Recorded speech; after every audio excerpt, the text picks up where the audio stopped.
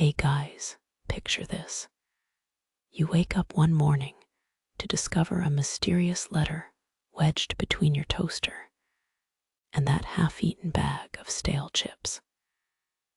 It's written in elegant script, smells faintly of lavender, and quickly has you questioning if you've stepped into a cheesy rom-com or an episode of Hoarders. Before you poke through the crumbs and get too comfortable, hit that like button if you've ever had an unexpected surprise that sent your heart racing. Now, find a cozy spot, maybe grab a warm mug of something, and breathe in that anticipation. What if this letter holds the key to a romance that could turn your world upside down, or at least give you a good laugh at how clumsy love can be? Trust me, you're going to want to stick around for this twisty tale. In the quaint coastal town of Eldenwood, where the salt-kissed air danced with the laughter of gulls and the distant crash of waves, Alara ambled through her grandmother's attic. Cluttered with dust-coated memories, the attic resembled a treasure trove straight out of a pirate's dream, mixed with the mild chaos of a hoarder's haven. Amidst chandeliers draped in cobwebs and boxes bursting with yellowed newspapers, she unearthed a letter, crumpled and nearly forgotten, yet pulsating with untold stories. It was addressed simply to Thalion, a name as exotic as a dragon in a fantasy novel, and much more intriguing than the worn-out town gossip.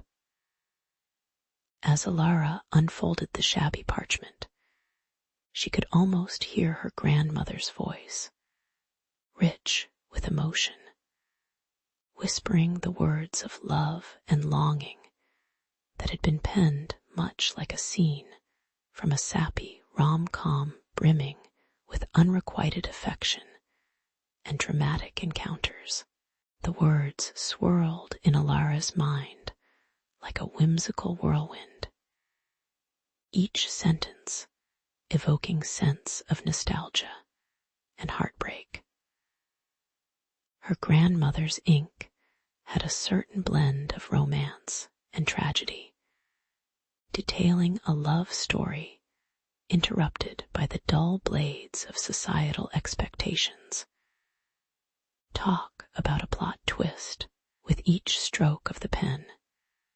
Tales of stolen glances and secret rendezvous unfolded, illuminating a life that beat beneath the surface of her grandmother's gentle facade like a hidden drum in an otherwise silent concert. Alara felt a mix of exhilaration and pity.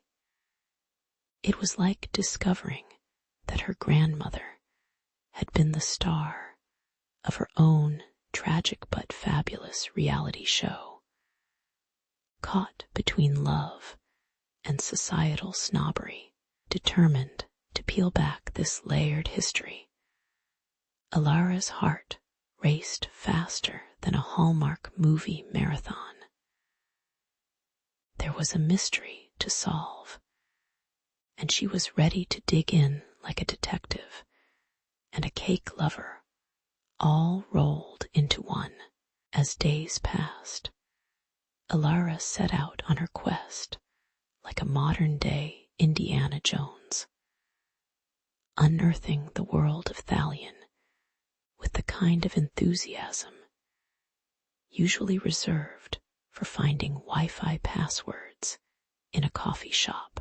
With each lead, she ventured deeper into Eldenwood's history, her senses alive with the bustling energy of the town. She gathered stories from cheeky locals who proclaimed, "Oh, Thalion, he was a legend."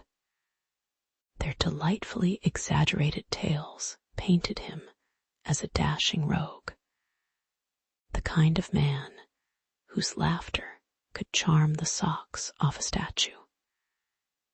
Every encounter was a tantalizing little puzzle piece, each piece bringing her closer to unearthing the man her grandmother had loved desperately, his shadow lurking at the edges of her ancestry like a character in a sequel no one knew to expect. Yet Alara quickly learned that not all tales were filled with sunshine and rainbows. Some were heavy as a rainy day blanket, weighing down her spirit as she confronted the gravity of it all.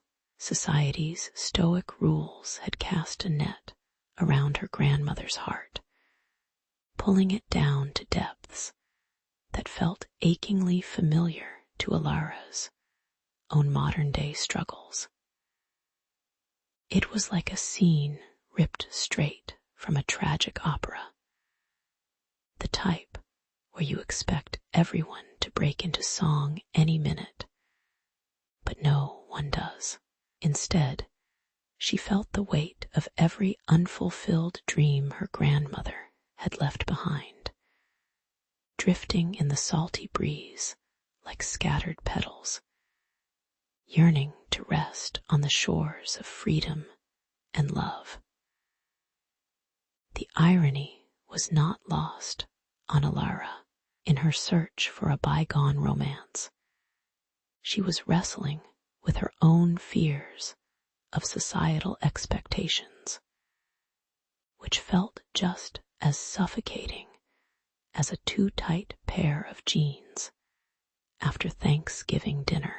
As Alara pieced together fragments of Thalion's identity, a strange sense of connection enveloped her, a bond burgeoning through the decades that felt both comforting and exhilarating. The quest gave her a new vigor, an electric thrill that sparked brighter than any flickering candle in her grandmother's attic. Each revelation felt like a note in a love song that had been lost to the winds of time, slowly building to a crescendo that sang of resilience, hope, and the kind of love worthy of epic ballads. With a heart full of passion, she realized that uncovering Thalion was not just about her grandmother's forgotten past. It was an adventure leading Alara to discover her own heart's desires, ready to rewrite the script of her life with the same fervor her grandmother had once felt. Sometimes, overcoming societal pressures is simply about stepping into the light, standing tall, and declaring, "Let's create our own love story, even if it means breaking a few rules in the process." As Alara pushed open the creaky door of the dusty Eldenwood archives, the scent of aged paper greeted her like an old friend, dusty yet familiar. Shadows danced across the room, illuminated by the timid rays of sunlight filtering through grimy windows, revealing a treasure trove of forgotten stories. It was there, amidst the haphazard piles of journals and frayed letters, that she first laid eyes on Adrian. With tousled hair and glasses perched precariously on his nose, he looked like a quirky professor who might suddenly break into a Shakespearean soliloquy, if only the mood struck. "You must be the adventurous soul I've heard about," he said, a teasing smile creeping onto his face, as if he had discovered a rare artifact in her presence, instead of just a fellow seeker of lost histories. With each page turned and each letter uncovered, Alara felt her heart race, not just for the tales revealing her grandmother's secret love, but for the gleam in Adrian's eye that mirrored her excitement.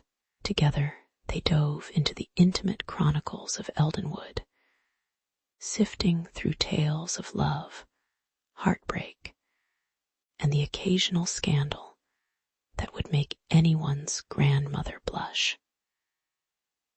Every laugh they shared echoed around the dusty room, a delightful contrast to the somber relics surrounding them. It was as if the spirits of the past were watching and chuckling along, whispering secrets that made the air crackle with energy. Yet, just as Alara found herself drifting toward thoughts of Adrian's warm laughter, the weight of her obsession with her grandmother's mystery anchored her down, leaving her a ship caught in the storm of conflicting emotions. And then, just as their partnership seemed to blossom like the first flowers of spring, the skies darkened, punctuated by the ominous rumble of thunder that sent shivers down their spines. A storm was brewing outside, heavy rain splattering against the old windows like a million tiny fists, determined to break their focus. As the power flickered, plunging the room into an eerie twilight, Alara felt a rush of urgency. They were so close to uncovering the next clue about her grandmother's hidden romance. If the archives take a hit from this storm, our journey to uncover the truth might well wash away, Adrian said, his brow furrowed in worry, a twist of irony echoing through the urgency of the moment, as though life were a rom-com that took a sudden dark turn. Alarms rang in Alara's mind. She gathered her scattered thoughts with the same fervor one might muster when saving a cherished heirloom from encroaching doom. "We can't let this treasure go to waste," she exclaimed, rallying Adrian like a true hero in an epic quest. With soaked papers threatening to morph into soggy mush, they dove into the archives, pulling together the most critical documents as though they were feeding tiny kittens before a flood. Laughter bubbled between them like the last remnants of summer lemonade, light-hearted, yet laced with pressure as they shielded their finds from the unrelenting storm. Was this their romantic comedy moment, battling the elements for the sake of love stories? Or was it just a rain-soaked disaster waiting to unfold? As the storm raged outside, Alara stood beside Adrian, their hands brushing together as they secured the last of the old journals. In that heart-pounding moment, as the thunder clapped louder like an audience demanding another encore, Alara felt the weight of her heart split between two journeys. One, the exploration of her grandmother's elusive love, and the other, the gentle, steady warmth of a budding romance with Adrian. Could she unravel the past while embracing the present? She dared to glance up at Adrian, whose focused determination was suddenly softened by a flicker of something deeper in his gaze. And amidst the chaos of wind and rain, in the dim-lit chaos of dusty tales, a new chapter of love began to pen itself, a secret letter not just of history, but of new beginnings. The storm raged outside, the wind howling like a banshee, and rain pelting the windows with the ferocity of 1,000 tiny fists. Inside the creaky old library, Alara felt the weight of history pressing down around her. Each bookstack a silent witness to the secrets waiting to be unwrapped. We're like two hapless protagonists in a rom-com, racing against the clock. But here we are, buried under archives like a couple of amateur archaeologists. She quipped to Adrian, who was rummaging through an ancient tome with all the enthusiasm of a kid in a candy shop. With every turn of the page, dust motes danced in the air, illuminated by the ghostly flicker of the dying light in the lamp. A stark reminder that time was both slipping away, and yet somehow frozen within these yellowed pages. Perhaps it was the way the shadows spiraled around them, or the fragile scent of aged paper, but she could almost hear the whispers of those who had come before, urging her onward into an unknown that writhed with old, unexercised emotions. As they flipped through the brittle pages, squeaky protests echoed in the silence, amplifying the tension crackling in the air. Then, like an unexpected plot twist that makes you snort your soda, Alara's fingers brushed against something tucked between the chapters, an envelope, yellowed and slightly crumpled. Her heartbeat synced with the thunderclaps outside as she pulled it free, adrenaline surging through her veins. Inside was a letter, ink smudged, yet legible enough to spill its heart out. It was a fleeting message from Thalion, filled with longing, yet laden with the weight of impossible choices. So, Thalion, you wild romantic, who were you really? Alara mused, as if she could conjure the spirit of the man by merely voicing her curiosity aloud, completely unaware of the emotional hornet's nest stirring beside her. Adrian glanced over her shoulder, and although his handsome face was a mask of concentration, Alara could sense his unease shifting like a restless cat. The irony was almost palpable. Here she was, gazing at a lost love story from 60 years past, while the very real emotional tensions between her and Adrian crackled like static electricity in the air. How was it possible that a single letter about her grandmother's heartache could turn her own romantic intentions upside down?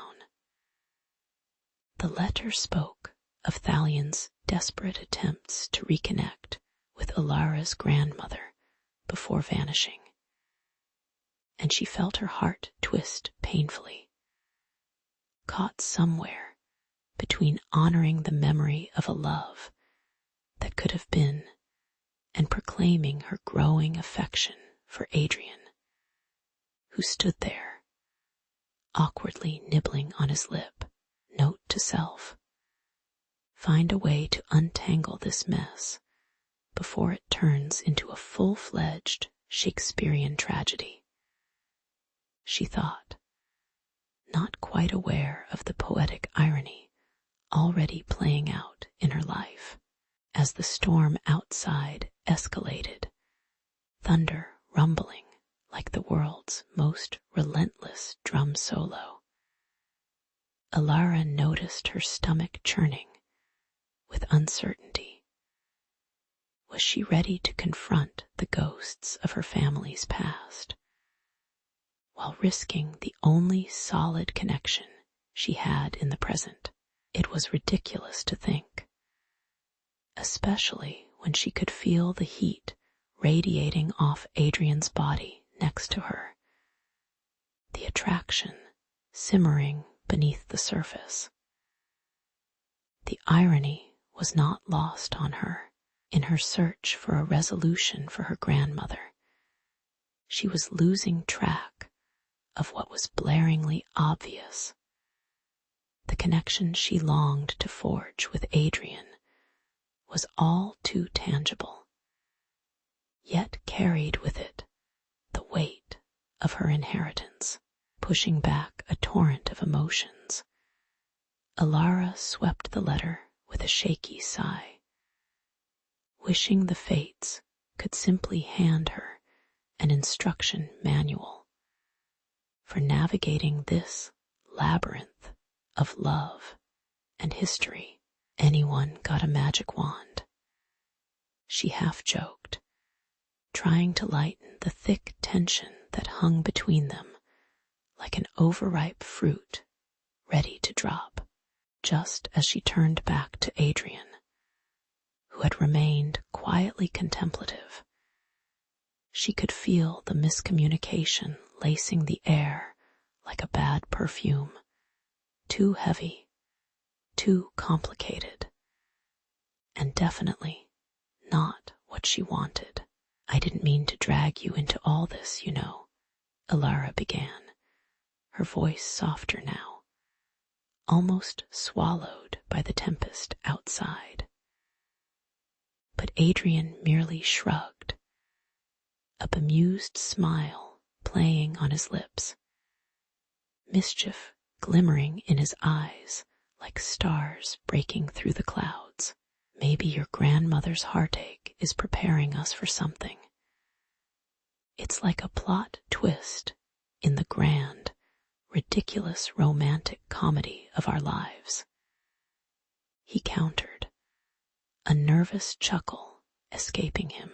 His teasing tone broke through the fog of doubt, reminding her that while the past was a tangled web of emotions, their present was ripe with potential, an adventure nonetheless. And so, with a resolve that felt like a warm embrace, Alara decided she would dive into both the past and her budding feelings for Adrian. Come what may, the storm raged outside, a cacophony of howling winds and hammering rain, mirroring the tempest in Alara's soul. There she stood, a frail figure against the stark light of a dimly flickering lantern, clutching a letter that smelled faintly of old parchment and secret histories, positioned between two worlds, one filled with quiet regret and the other bursting with potential. She was a naive adventurer staring down the barrel of destiny. In that moment, she could almost hear Thalian's voice, echoing through the centuries, a whisper from the past urging her to confront her feelings for Adrian.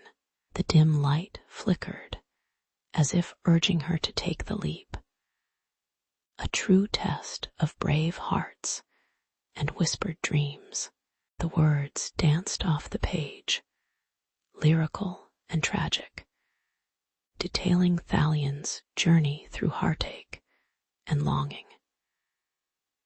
His regrets were raw and palpable. They seeped from the ink like secrets spilled during late-night confessions. He wished only for future generations, like Alara and Adrian, to find love untethered by fear or societal chains, blissfully defiant, like a pop song that sticks in your head. As she read, each syllable dripped with vulnerability, encouraging her to tackle the emotional barricade she had built around Adrian. A wall solidified by insecurity and doubt. With every beautiful, heart-wrenching sentence, Alara could feel her walls start to crumble, leaving her exposed, but eradicating the silence that had loomed heavy between them. Just as the emotional clouds began to clear, Alara took a deep, tremulous breath, catching the scent of rain mingling with the musty aroma of their hidden hideaway. She turned towards Adrian, his handsome but rugged features illuminated by the soft lantern glow, his eyes holding a galaxy of shared moments and untold stories. A nervous flutter danced in her stomach as she spoke, every word a delicate step into the unknown Adrian. I've been afraid. Afraid to fall, afraid to lose, but more afraid of the silence between us. As the words slipped from her lips, the air thickened, charged with unsaid truths and the weight of honest confessions, like the calm before a summer thunderstorm. Their shared silence thrummed with promise, as though the universe conspired to urge them towards something greater than themselves. In the midst of this emotional revelation, a sudden epiphany struck Alara, bright and undeniable. Just like her grandmother before her, who had once fought possibly 100 battles against the judgment of the world in pursuit of love, she realized that love was a battlefield. It required courage, sometimes a willingness to endure pain, like realizing the sweater your favorite character wore in an iconic movie doesn't look as great on you. Each inch of that historical tapestry spoke of sacrifice, of love not found in the absence of strife, but woven through the challenge and struggle. With a newfound conviction, Alara knew that owning their truth was the first step toward authentic connection, one that her grandmother would have proudly endorsed through a wink and a knowing smile. As the winds howled like a wild beast outside, Alara and Adrian stood at the cusp of a different kind of storm, one of feigned emotions, unuttered fears, and tangled desires. The gravity of this confession danced between the two of them like the last golden autumn leaf caught in the crisp breeze. By voicing that truth, they unveiled a treasure hidden deep within their hearts, a realization that love often requires one to leap into the unknown, to embrace the tumultuous chaos and let it carry them. With hands entwined and hearts bare, they became fearless explorers in an uncharted territory, rejecting the constraints that had once confined their love. And just like that, amidst the chaos outside, and the warmth burgeoning within. They discovered that love, the kind that's worth sacrificing for, was, in its essence, a beautiful mess, always worth embracing. As the sun pierced through the remnants of storm clouds, casting golden light upon Eldenwood, Alara and Adrian stood amidst the ruins of the archives, adrenaline still coursing through their veins. They were no longer just two people caught in a spiral of discovery. They were now partners in a tale that intertwined dust-laden histories with their own blossoming romance. The musty scent of old parchment lingered in the air, mingling with the fresh, revitalizing aroma of wet earth. It was a perfect backdrop for two souls who had wrestled with the past, her grandmother's love story serving as a beautiful, albeit complicated, template. In that moment, among the stacks of time-worn letters, their gazes met, and the shared smile was electric, crackling like the last remnants of thunder rumbling in the distance. With the old letters folded neatly in her hands, Alara felt both buoyed and grounded, as if each crease held the weight of 1,000 untold adventures. Inspired by the wisdom of her grandmother's faded words, she imagined the love that had bloomed against all odds, like wildflowers sprouting from the crags of despair. Love conquers all right, she chuckled to Adrian, who raised an eyebrow as if to say, if love had a superhero cape, it would definitely look better than mine.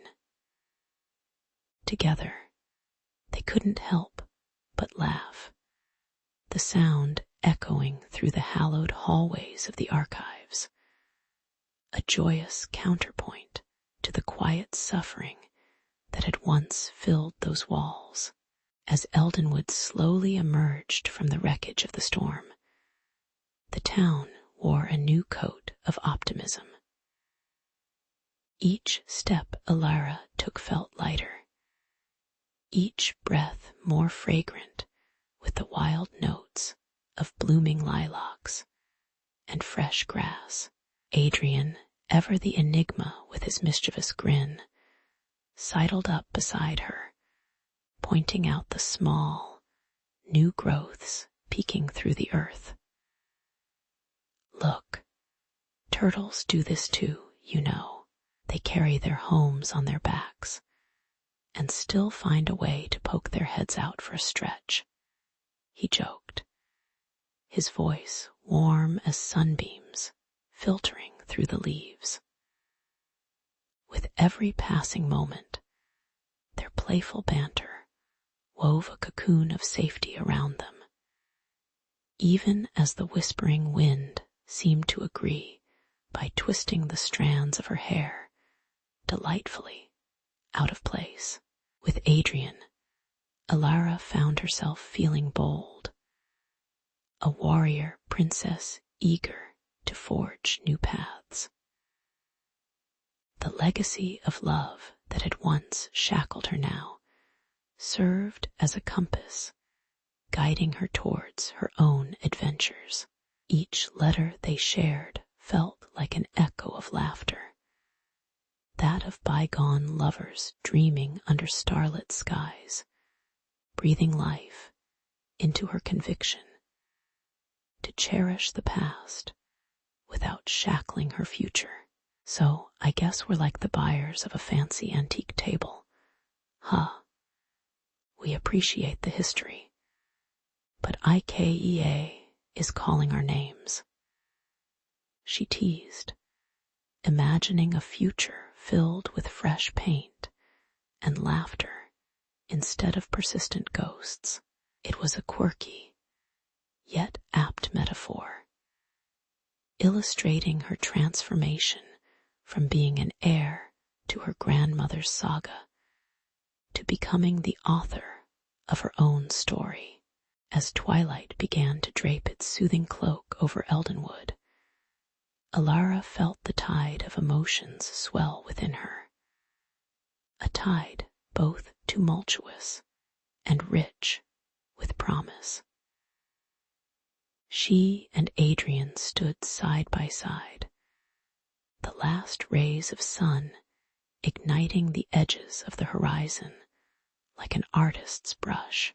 "Here we are," he said softly, the warmth of his presence absorbing every chill of doubt.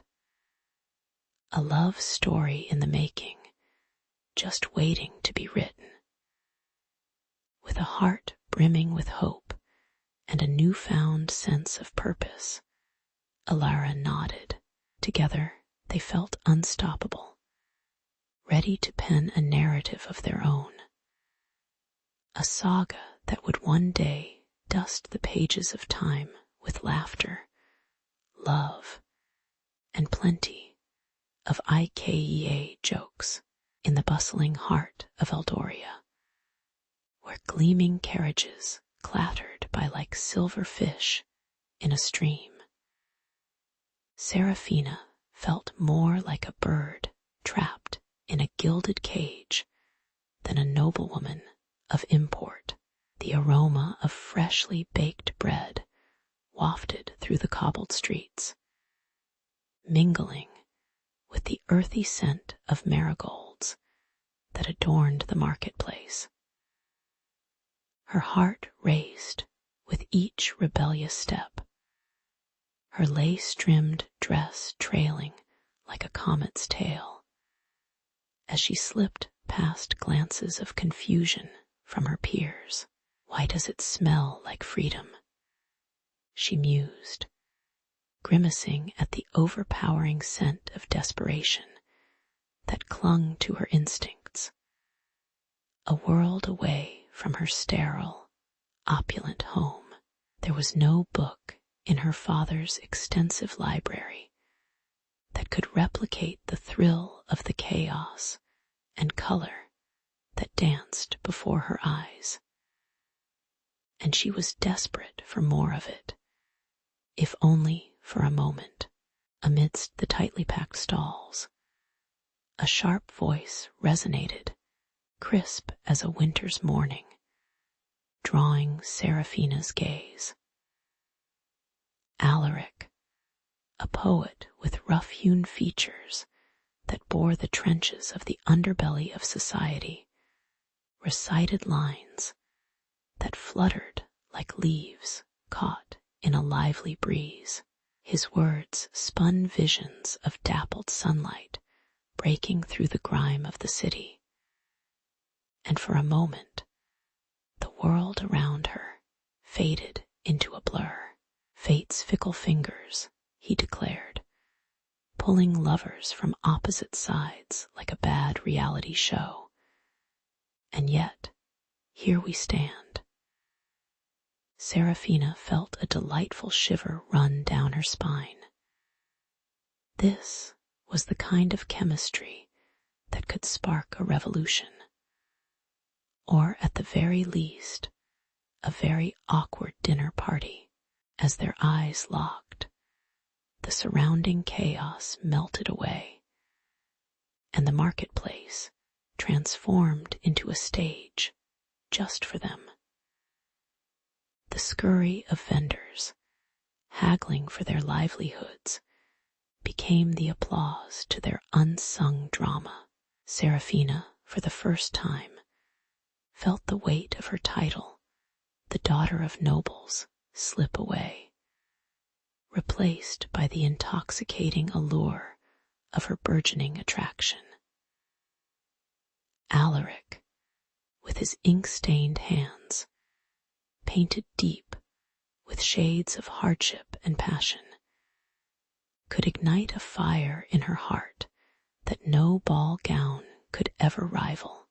Here I am, a butterfly flirting with a storm, she thought. And yet the storm feels more like home than that grand ballroom ever did. The duet of their laughter echoed against the cobblestones, a melody intertwined with the clattering of pots and the cries of eager merchants. With every stolen word, Seraphina felt her spirit disentangle itself from the silk restraints of propriety.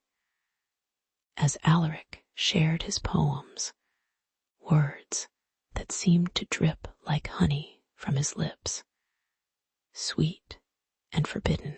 Imagine a world, he whispered, where our destinies danced like stars in the night sky, untethered by chains of class. Seraphina could almost taste freedom, an intoxicating blend of fresh earth and wildflowers. It was exhilarating, but edged with the flavor of danger. In that moment, the dangerous notion that love could transcend boundaries began to smolder within her. A flickering flame waiting for a breeze to fan it into life. Yet, as the sun began its descent into a fiery horizon, reality loomed closer than the shadows of the alleyways. Seraphina felt the weight of her world crashing back down. She was still a noblewoman, and he was a poet from the lower streets.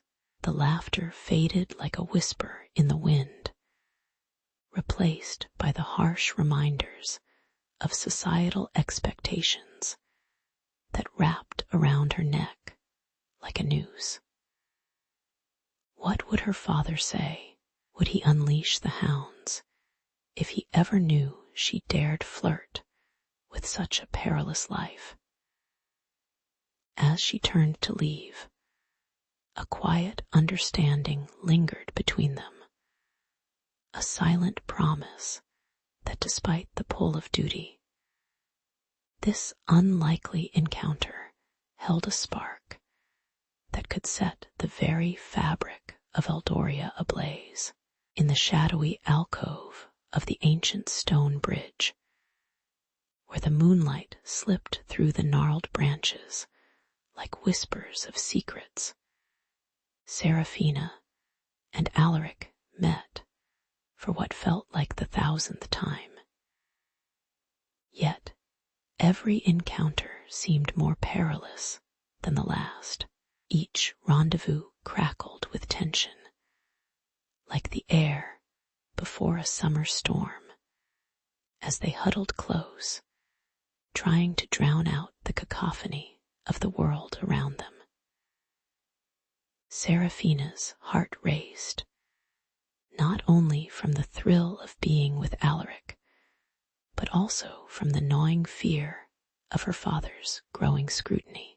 Attempting to appear casual, she brushed a stray hair behind her ear while listening to the distant hoot of an owl, its voice punctuating the stillness with reminders of their fragile affair. Hidden under the bridge, where rabid rats scurried like harbingers of doom, love flourished in secrecy, albeit under the constant threat of discovery.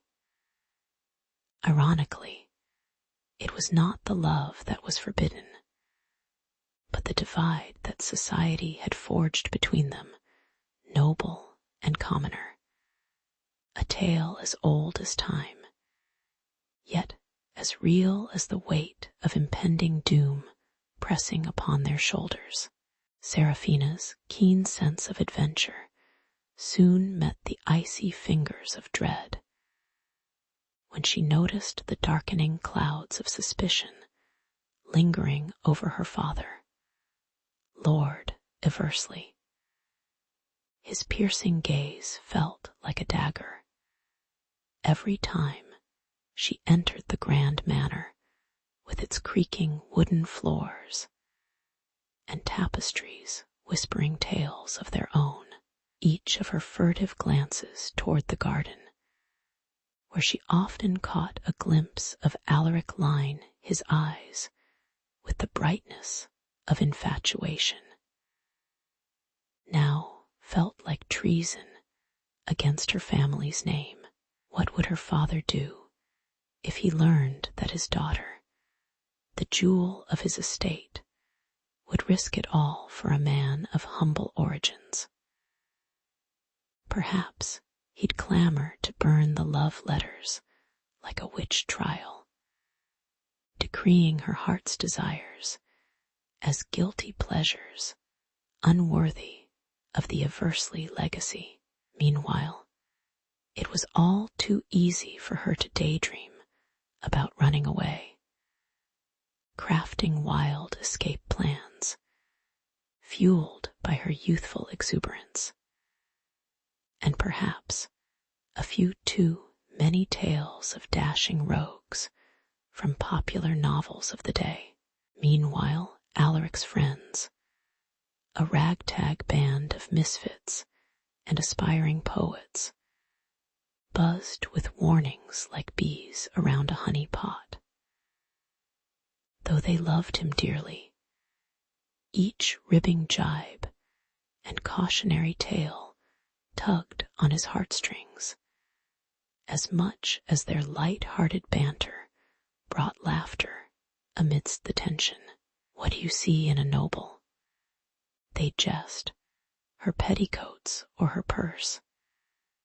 Yet, amidst the playful ribbing, there was gravity, a truth that clanged in Alaric's mind like the sound of a blacksmith's hammer striking iron.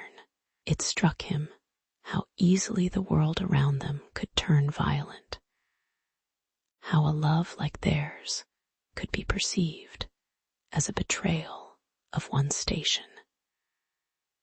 The irony that while he poured his soul into the creation of a manuscript filled with his verses celebrating their love, the very act of sharing it would embroil them deeper into danger, felt like a cosmic joke played by fate itself.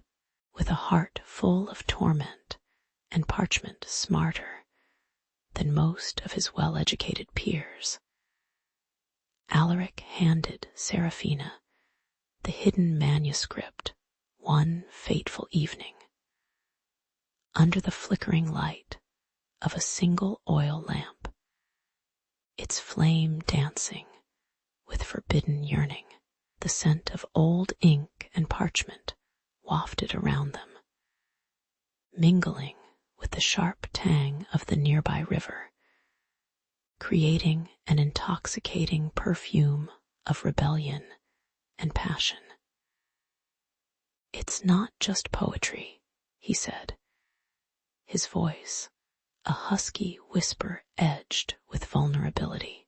"It's our story, every sigh, every glance, every daring moment we've shared, encapsulated in words." Watching her read the carefully crafted stanzas, Alaric's heart thumped loudly, wrestling with both hope and terror as he pondered what would happen if the wrong ears caught wind of their reverie. In that moment, the manuscript burgeoned into a symbol of their burning dreams, yet also fashioned a noose for their hearts, tightening with every syllable they cherished together. And so, as the couple delved deeper into their clandestine world of letters and stolen moments, the air throbbed with a mix of fright and reckless abandon, leaving them teetering on the precipice of love and calamity, their voices lowered to hushed tones, echoing in the hollow silence around them, half expecting the ground to open and swallow them whole as they plotted their future. Yet, despite the looming shadows of danger, they couldn't help but laugh. The kind of laughter that felt lighter than the burden of their secret, if only for a fleeting moment. How foolish it was, they thought, to risk so much for a love that society deemed unworthy. Perhaps it was like trying to tame a dragon, fiery, unpredictable, and sadly, resulting in singed eyebrows more than glory. Moments like these, wrapped in youthful bravado and the sweetness of unrepentant love, made the perils seem both exhilarating and foolishly romantic, reminding them that sometimes the greatest stories are those written in defiance of the world's cruel script. As the midnight oil burned low in the crystal chandeliers of the grand ball, Seraphina's heart raced with the thrill of mischief. Cloaked in the swirling whispers of silk and lace, she slipped out into the moonlit garden, where fragrant blooms beckoned her like a siren's call. The night air was alive with the buzzing serenade of crickets, a welcome contrast to the stifling laughter and politicking of the court. And there, amidst the ivy-covered trellis, stood Alaric, his presence a beacon amidst the shadows.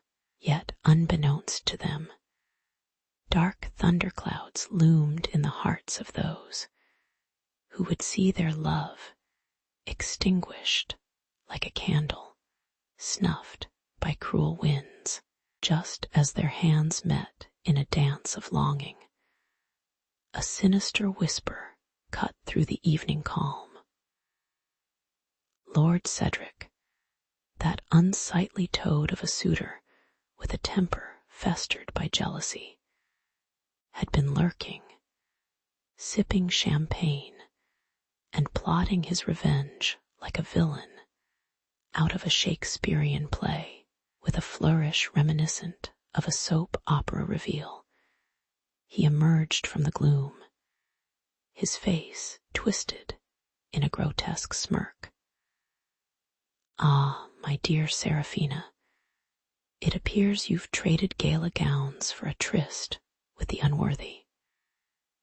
His taunt echoed like a church bell, and Seraphina's heart plummeted, feeling the weight of 1,000 daggers aimed directly at her love for Alaric.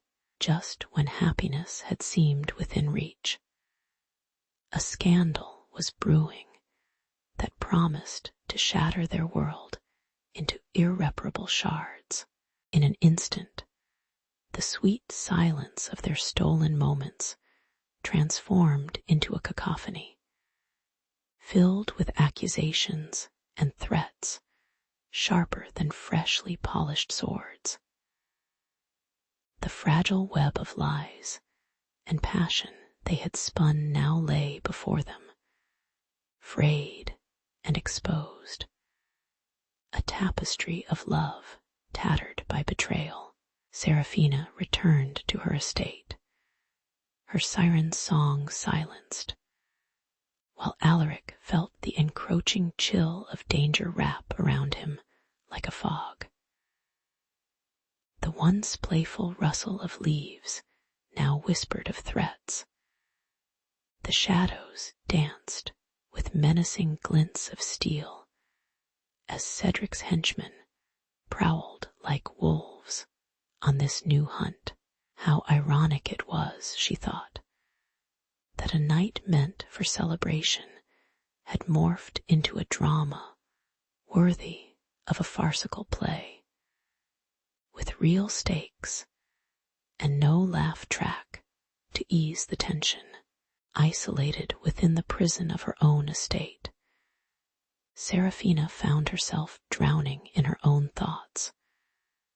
Her heart, like a caged bird, beating feverishly against iron bars. Her days were filled with the sweet, oppressive scent of lilacs, reminding her of Alaric's warm embrace, while tears of despair fell like rain outside her window, blurring the view of her once beloved garden. Meanwhile, Alaric trod the fine line of danger, his bravery matched only by the reckless abandon of a hero trying to rescue his love from the clutches of a villain. The flickering torches of Eldoria burned harder against the backdrop of approaching storms, each gust of wind a reminder of the tempest brewing between social norms and their passion. The world beyond their hearts insisted they remain apart. Yet the flame of their love refused to be extinguished, flickering amid the gale's fierce roar. Thus, in the eye of the storm, love had become both their battlefield and sanctuary. Serafina clung to memories of laughter as sweet as honey, while Alaric steeled himself for whatever shadows crept forth. They dreamed of a moment where societal chains would shatter, and their names could resound freely across the halls of Eldoria, like a mighty anthem rising after a great silence. But for now, they danced in the shadows, each heartbeat a drumbeat against an unforgiving world, their love unfurling amidst adversity like a banner in the wind. With their destinies entwined, the two lovers prepared to face whatever tempest Cedric conjured, armed with hope and an unyielding spirit that would either crown them with a happily ever after or leave them amidst the ruins of a great romance. In a dimly lit chamber filled with the scent of aged parchment and hints of desperation, Serafina's heart raced like a runaway horse.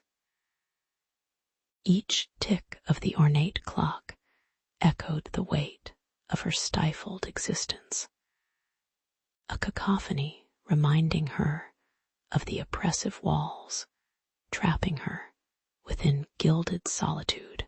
She could picture Alaric, his tousled hair glinting under the street lamps like a rebellious knight from a movie poster, waiting for her at the old bridge where their worlds met. Their love, as forbidden as a decadent chocolate cake at an all-vegan convention, gave her the courage to dream of escape. Clutching a tattered scrap of paper with scribbled plans, she felt the pulse of hope coursing through her veins. If only she could break free from her fate, even if just for one night under the haunting glow of the blood moon. Meanwhile, across the chasm of social class, Alaric stood resolute, a silent guardian of their love and dreams. With the sharp scent of damp earth and cold metal from his dagger wrapping around him like a second skin, he steeled himself for the battle ahead. Tonight, he would not simply wait for Serafina. He would defy the very edifice of their society, if necessary. Every fiber of his being sang with the intensity of a climactic symphonic score, a melody of rebellion and romance that hung in the air like an unlit candle before the sudden eruption of flame. He envisioned her gliding toward him in soft silks, her eyes sparkling like the stars that dotted the darkened sky, and smiled despite the mounting tension, knowing that love was worth every risk they faced. As the blood moon hung low, casting an eerie crimson hue over the landscape, the night felt both alive and foreboding. Leaves whispered secrets to the wind, while shadows danced like mischievous phantoms around the old bridge, seemingly waiting for the fated rendezvous. Just as their hearts beckoned one another, an entourage of men descended upon them like a hungry pack of wolves, lured by the scent of treachery. Lord Cedric, with his sneer as sharp as his silk cravat, emerged from the darkness, a self-appointed executioner of love soaring too high above societal expectations. It was a comedy of errors worthy of a Shakespearean play. But without the laughs, their romantic getaway had suddenly morphed into a grim showdown under the weight of tradition's heavy chains. Faced with menacing swords and fervent loyalty, Seraphina and Alaric locked eyes, the world spinning and narrowing until they were the only two souls alive. A slow horror dawned over them, both the thrill of danger and the palpable fear of separation intertwining like an unbreakable knot. In that heartbeat of a moment, time felt like treacle, thick and slow, and they understood down to the marrow of their bones that they stood on the precipice of a life-altering choice. Should they take flight into the night, risking everything for the faintest glimmer of happiness, or fight with nothing but their love as weaponry and witness the very foundations of their lives crumble? The air around them crackled with tension, a charged current that could ignite their dreams or drown them in despair. Ultimately, love is not just a feeling, it's a daring act. In a flurry of action, fueled by adrenaline and sheer will, they jumped into the fray together, each heartbeat resonating as their rallying cry. Seraphina wielded her fury like a wildflower turned warrior, while Alaric's defiance carved swathes through the darkness, much like a superhero in the midst of chaotic battle. Betrayal smoked the air, mingling foully with the scent of responsibility and broken dreams, as they fought not just for their love, but for the very right to exist together. In the end, faced with the consequences of their decision, Seraphina and Alaric realized that the blood moon, a symbol of their love, was also a herald of change. And from this chaos sprung not just heartache, but the promise of a new beginning, fiery and uncertain like the dawn following a tempest. The dawn broke over Eldoria with a palette of oranges and pinks, a canvas splattered with the hopes of those who dreamed of something more.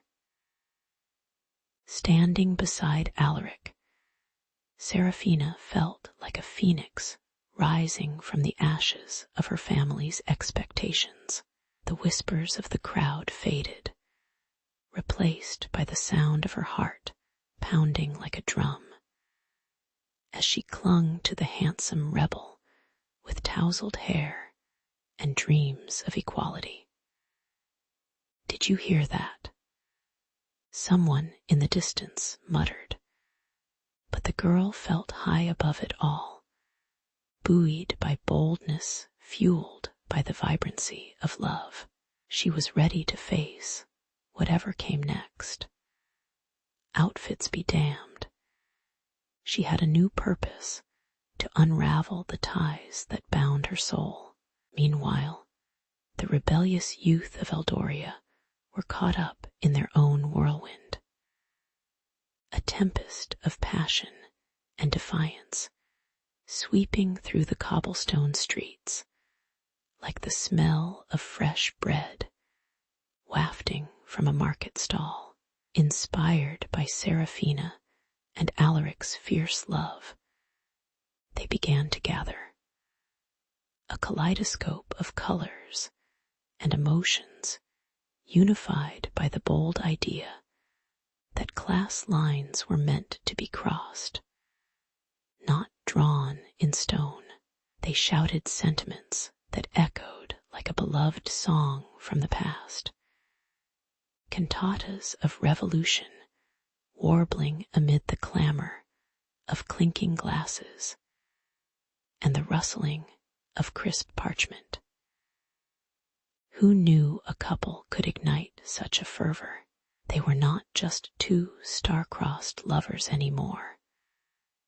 They were the spark in the powder keg of change that sent the laughter of youth rippling through the heart of the city, a melody sweeter than the finest Eldorian wine. But even the strongest flames can cast uncertain shadows, and Seraphina's father, Lord Balthazar, watched the transformation from his grand window, where the smell of his opulent cigars pervaded the air like an unwanted fog. The fuming nobleman, enveloped in fabric that would make royalty weep with envy, felt the ground shift beneath him as he realized his daughter's heart was not a chess piece to be controlled. His calculated line of succession crumbled before his eyes like poorly baked bread, all while he toyed with the idea of marrying her off to someone with a title that could rival a dragon's.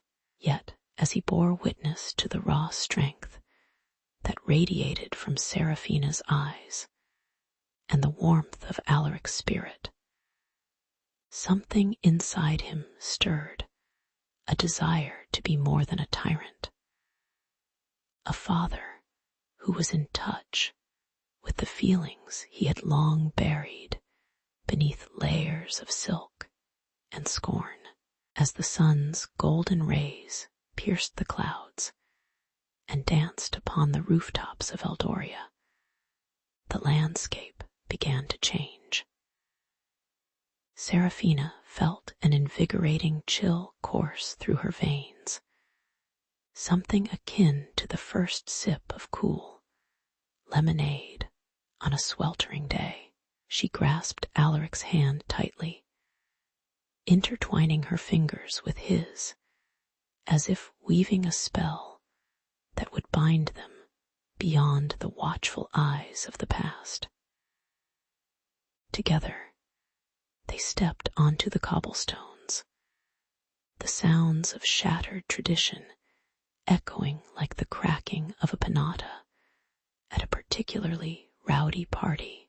Their hearts beat in synchrony, a promise to each other that they would carve their own paths, wander where the stars felt welcoming, and draft a new narrative free of constricting chains, both metaphorical and real. And so, with newfound purpose, Seraphina and Alaric began to script their epic tale right there in the golden glow of dawn. A chapter overflowing with laughter, love, and new beginnings as birds chirped jubilantly, heralding their morning message. The couple shared a playful glance, each knowing that the world was theirs to rewrite, filled with unquenchable curiosity rather than hesitation. Every setback would be met with a wink and a wisecrack, at least until it got serious, and the inevitable family dinners began. But for now, they stood fearless, embracing the soon-to-be chaos and the unknown, bound only by the strength of their love and their unshakable resolve to seek joy without the dictation of class, gliding forward into a horizon peppered with dazzling adventures in the heart of a quaint village, where laughter mingled with the shadows of smoldering ruins. Alara and Thomas carved out their own sanctuary beneath the ancient willow tree. The air smelled of damp earth and lavender, a stark contrast to the acrid odor of war that hung over the nearby fields. As the wind rustled through the willow's cascading branches, it whispered secrets only they could hear. Each meeting felt like a scene plucked from a romantic novel, where time paused, allowing love to flourish in defiance of chaos. Their laughter danced through the air, wrapping around them like invisible threads connecting their hearts, amidst a world stitched together by strife and uncertainty. But with every stolen moment, a heavy weight loomed over them, Thomas's impending enlistment. The villagers spoke of brave soldiers, heroic tales, and the glory of the battlefield. But all Alara could feel was the tightening knot in her stomach that promised sleepless nights. It's like a bad sequel to a movie you didn't even like the first time, she mused, trying to lighten the gravity of their situation.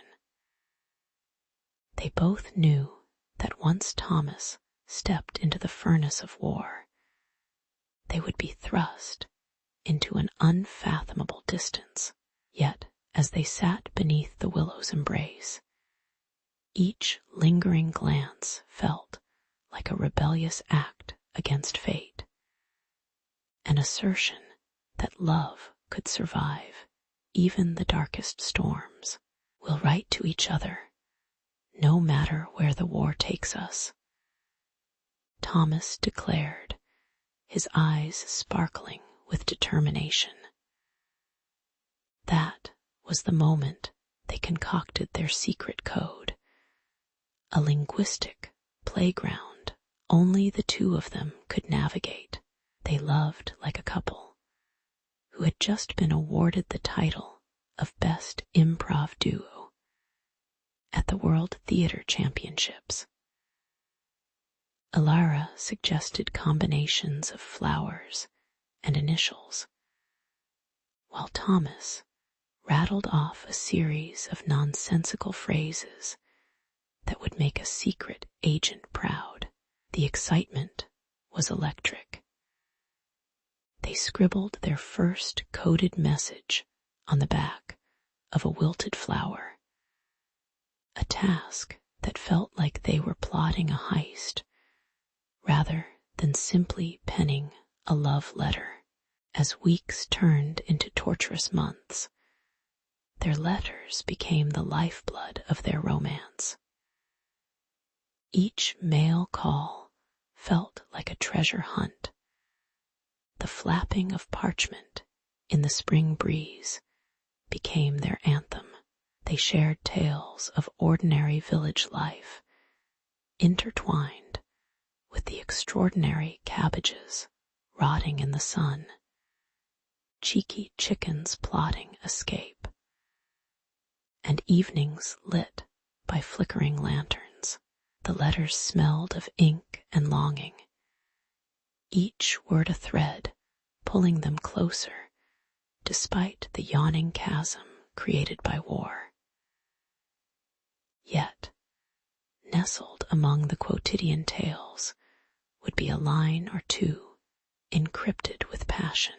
It was their intimate waltz through a labyrinth of uncertainty, where every missive felt like a clandestine kiss. But the reality of war is a ruthless character in this saga, more unpredictable than a cat on a hot tin roof. News of losses trickled in like a chilling wind, and fear clung to Alara's heart like the outline of autumn leaves crushed underfoot. The letters, initially a source of joy, became bittersweet messages wrapped in fragile hope. Still, through the longing and urgency, Alara imagined their reunion. She pictured Thomas charging toward her like a hero from a Hollywood war flick, only to be greeted by her less than regal embrace and a scolding about his lack of punctuality. In the waning light of day, beneath the willow tree, their sanctuary, they dared to dream, knowing that even a whisper of love could echo loudly against the drums of war. The war had a way of stretching time like a taffy puller, each moment feeling more eternal than the last.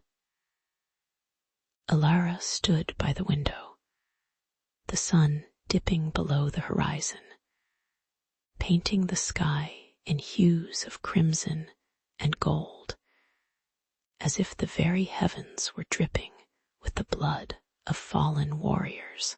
The air was heavy with the scent of gunpowder and earth, a lingering reminder that while life moved forward in her corner of the world, elsewhere chaos reigned.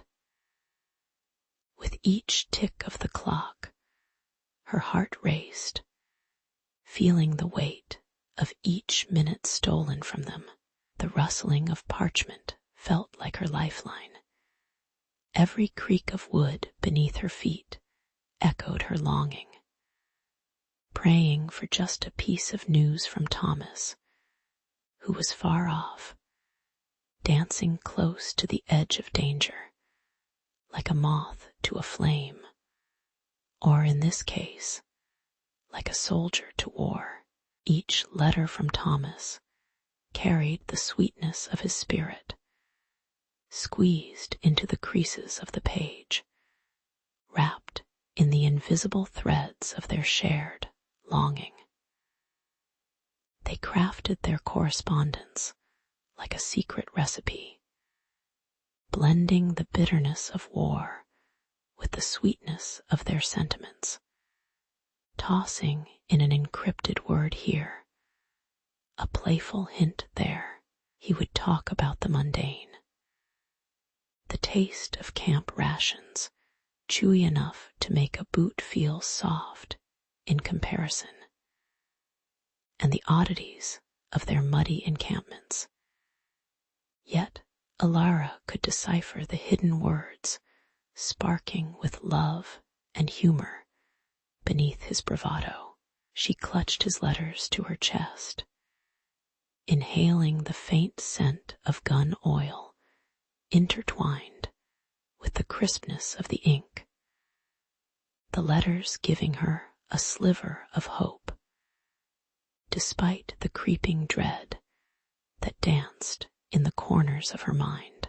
Another day, another letter became her reluctant mantra, a blend of anticipation and anxiety dashed with heartfelt affection.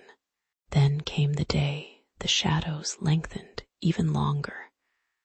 Another letter arrived, thick with melancholy, and a chilling sense of foreboding that sent shivers down her spine. Thomas's latest musings hinted at a possible end to the war, a flicker of light in their desolate tunnel. But Alara knew the flickers could also lead to the final embers of hope snuffed out. "They say the end is near," he had written, but the hollow sound of the ink on that page felt weighted, like a storm brewing just beyond the horizon. Alara pictured him in the mud, surrounded by the smells of desperation, a cocktail of sweat, earth, and fear that could suffocate hope faster than a young woman's heart can flutter during a first kiss. Her stomach twisted into knots as she thought of the dangers that still lurked, like predators waiting for the unwary to stray too far into the woods. As the nights grew heavier, Alara devised ways to distract herself, her imagination a playground of thoughts as wild as the war outside. She lost herself in daydreams, where Thomas rode in on a white horse straight from a romantic film, complete with the swooping soundtrack of a love ballad, though reality often resembled an absurd comedy more than a cinematic romance. With muddy boots left at the door, and the aroma of burnt stew wafting through her small cottage, Alara held tight to those whimsical images. The reluctance to lose herself in worry pushed her to create enchanting tales about how they would reunite one day, sharing laughs over their favorite stories, her heart all but sailing on the wings of fantasy. Yet underneath the laughter, the nail-biting tension lurked, gnawing away at her peace as she clung to every scrap of written word. And so the days blended, a collage of fleeting moments stitched together by the fabric of their love and the scars of conflict. The anxiety of waiting hung over Alara like a weathered cloak that had seen too many storms. She wore it, but the weight of it threatened to crush her spirit. Each letter felt like it straddled the line between life and death, love and loneliness, a perplexing paradox, much like a circus performer balancing precariously on a tightrope. Yet with every paper that fluttered through her fingers, Alara chose to believe in their promises, knowing that no matter how grim the circumstances, love could always encrypt its story among the horrors of war. With each passing hour, she resolved that they would not be mere players in this tragic saga, but rather the authors of their destiny, scribbling their own epilogues against a backdrop painted with both beauty and turmoil. The air hung thick with tension, crackling like a live wire as Thomas crouched in the mud, his heart racing against the distant thunder of artillery fire. He could almost taste the acrid stench of gunpowder and sweat, the smell mingling with the earthy scent of the battlefield, a grotesque perfume that screamed survival. As he scrawled his letter to Alara, each word became a lifeline, a soft beacon of hope amid the chaos. "I will return to you, my love," he wrote, his ink staining the paper like a promise sealed with blood. Outside, the dark clouds rolled in, mirroring the dread pooling in his stomach. But he knew he had to share the vital information buried in his coded messages. Meanwhile, far away from the cacophony of war, Alara sat hunched over Thomas's letters, her fingers trembling as she determined to crack the code. The flickering candlelight danced shadows around her like specters of worry, each flicker highlighting the deep furrows etching themselves onto her brow. She immersed herself in the swirling letters, feeling both a glimmer of hope and a wave of dread wash over her. Tackling these secrets felt like playing a high-stakes game of chess against fate. Irony dripped from the walls around her. Here she was, deciphering messages with the urgency of a spy, amidst cozy little tea parties and flower arrangements. But who could blame her? Love can transform even the most mundane moments into an escapade worthy of James Bond. Yet, as she combed through the words, a chilling realization struck Alara like a slap in the face. The faint whispers of betrayal within the military command. One careless whisper among officers had led her to a frightening revelation. The plans for an ambush were resting in the hands of those she thought were allies. The stakes had soared higher than a kite on a windy day, inflating her fears like a balloon on the verge of bursting. How could a bond of trust morph into a weapon of deceit? She could almost hear the soundtrack of an epic movie crescendo, raising the tension in her chest as she realized that every piece of information could be life or death for Thomas and herself. As the days dragged on like a torturous snail, worry seeped into Alara's daily life like rainwater through a leaky roof. The scent of jasmine wafting from her garden now carried a bittersweetness, making each bloom feel like a memorial for what could have been. She wondered if Thomas could sense her turmoil through the ether, as if their hearts communicated in a secret language that transcended the brutal clamor of warfare.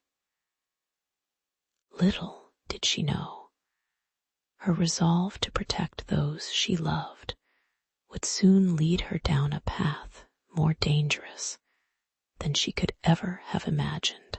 In her dreams, she fought bravely alongside Thomas, but in reality, it felt like she was playing a losing game.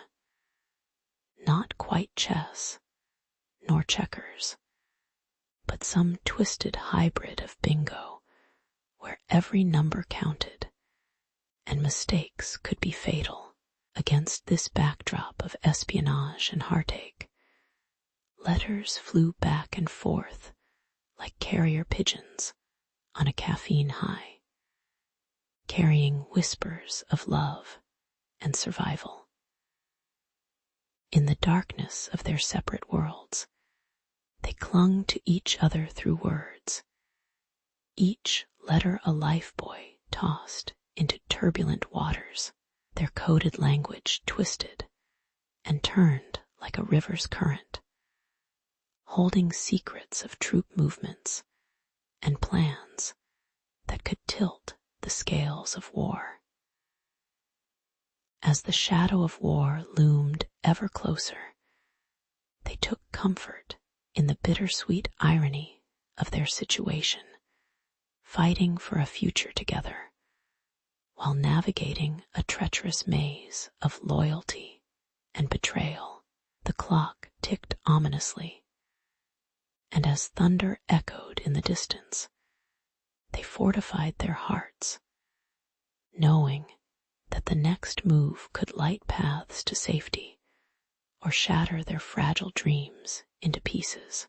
As the sun dipped behind the war-torn landscape, painting the sky a violent palette of reds and oranges, Thomas felt the weight of dread tangle in his gut.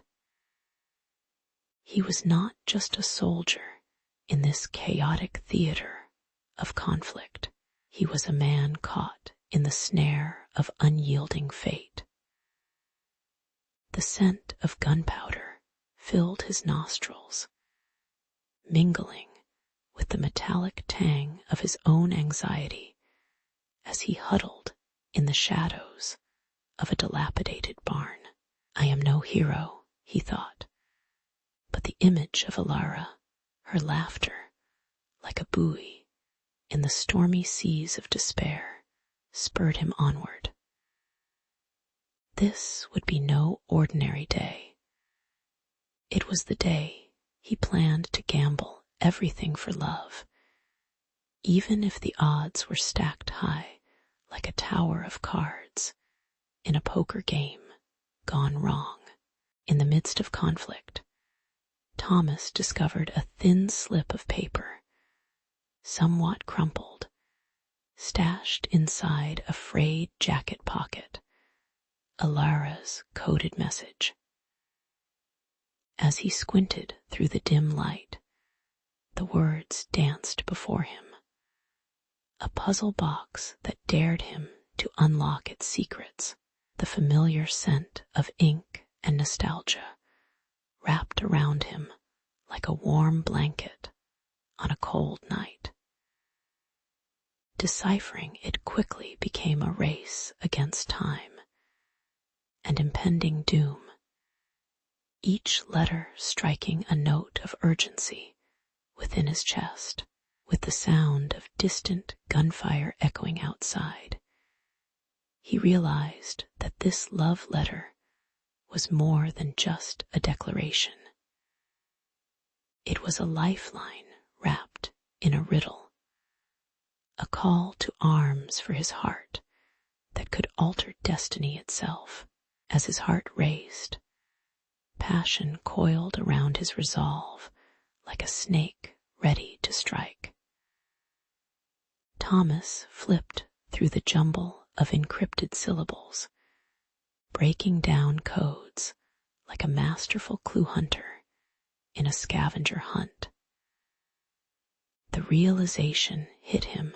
She was warning him, urging him away from a dangerous ambush planned by the enemy. The irony was not lost on him. Here he was, prepared to risk life and limb, while his salvation relied on the whimsical artistry of Alara's words. What was love if not a perilous dance? With her voice whispering through every letter, he summoned the courage to plot his escape, vowing he wouldn't let her down again. With determination coursing through his veins, Thomas slipped out of his hiding place and into the night, the cool air a vicious reminder of the danger lurking at every corner. The world around him was thick with tension, sounds of rustling leaves, distant cries, and the heavy thump of his own heartbeat filling his ears. He felt alive, yet terrified, like a character in a blockbuster film, racing against time to save the love of his life. The ghost of battlefield camaraderie clung to him, and he ran, dodging through shadows and memories, each step taking him closer to Alara. Who knew that love letters could double as a survival guide? He chuckled nervously at the thought, imagining them turning into low-budget war films, complete with romantic montages and dramatic close-ups. As his rendezvous point drew near, the wind whispered through the trees like a conspirator sharing secrets. The fragrance of damp earth and blooming wildflowers filled his lungs, stirring hope amidst the chaos. He could almost see Alara waiting for him, her silhouette outlined by the moonlight, glowing with a fierce, incandescent warmth. But would he make it in time? Or would life's cruel twist of fate trap him in the jaws of despair? In the final moments, as he rounded a corner, and the anticipation twisted in his gut like a double-edged sword, he realized that whatever happened next, love had armed him with courage fiercer than any weapon.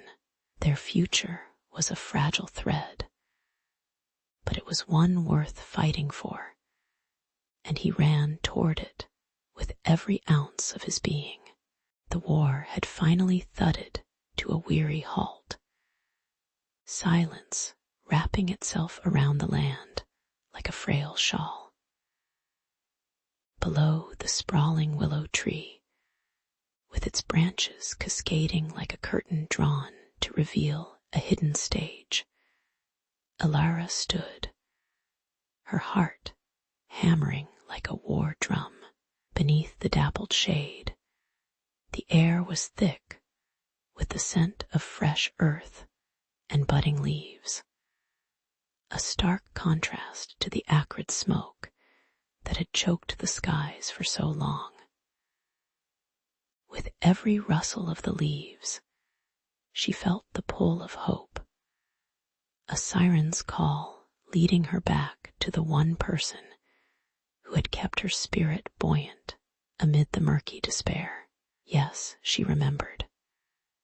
Thomas, the keeper of her heart, the only one who truly understood the enchanting yet perilous riddle of their secret love letters. Moments later, just as the sun dipped low, casting a golden hue across the clearing, Thomas emerged like the hero from a war-torn fairy tale, carrying the fragrance of sweat and survival. Their eyes met, electrified by a connection that had endured the tumult of distance and dread.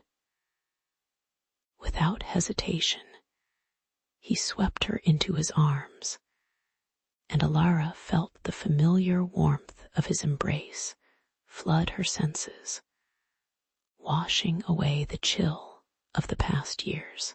It was as if the weight of 1,000 worries faded away, replaced by the unmistakable joy of reunion, akin to seeing your old favorite band take the stage again after a long hiatus. Laughter bubbled between them like champagne, frothy and intoxicating, as they reveled in the glorious absurdity of surviving war, only to be united beneath a tree that had likely witnessed centuries of love stories. As shadows danced around them, the couple settled onto the grass, drawing closer to share whispered secrets that only their hearts truly understood. They began reflecting on how their letters had served as lifeboats in a tempest of chaos, symbols of unyielded hope amid the rotten smells of abandonment and agony. Remember that time we wrote about meeting at the moon? Alara chuckled, recalling the way they had spun dreams under the light of flickering stars, cementing their bond in a language that no enemy could decipher. Thomas chuckled, his eyes sparkling with mischief, as he added, "And I had to get my brother to find a telescope to try to spot you." Their laughter mingled with the gentle rustle of the willow, creating a symphony of past and future, bound by memories rich with love and humor. With the dark history of the war still echoing faintly in their ears, they made a pact as solid as the roots of the willow tree anchoring it to the ground. With fingers entwined, they vowed to keep the power of words alive, whether in hushed whispers or boisterous declarations, because it was through those secret letters that the world faded away, and their longing hearts were knit closer together. Alara felt a tingling fragrance of blooming wildflowers fill the evening air, reminding her that life had a way of beautifying itself, even after centuries of turmoil. Let's promise to write each other love letters, no matter how mundane life gets, keeping our language alive, she suggested, her eyes shining with a fervor that filled the atmosphere with possibilities. Thomas grinned, already envisioning epic, love-driven debates over who could find the most absurd metaphors for being madly in love. As twilight cloaked the world in silken shades of indigo and violet, they eventually loitered beneath the willow tree, eyes sparkling with determination and an amorous glimmer. In that tranquil moment, they understood the remarkable strength of love. They had outlasted shadows too large to comprehend.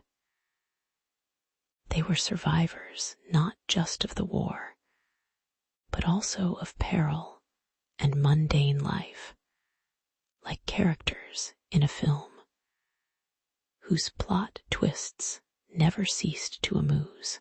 Linking hearts and minds, they embarked on the next chapter of their story, filled with laughter, words, and boundless affection. For beneath the branches of that ancient willow, they knew the beauty of resilience was only rivaled by the magic of their love. And so, against all odds, they would make the world remember this. Love could flourish in the bleakest of gardens, like radiant flowers unfurling in war-torn soil, in the heart of the grand court of Varenthia, where marble columns reached toward the heavens like the outstretched arms of supplicants.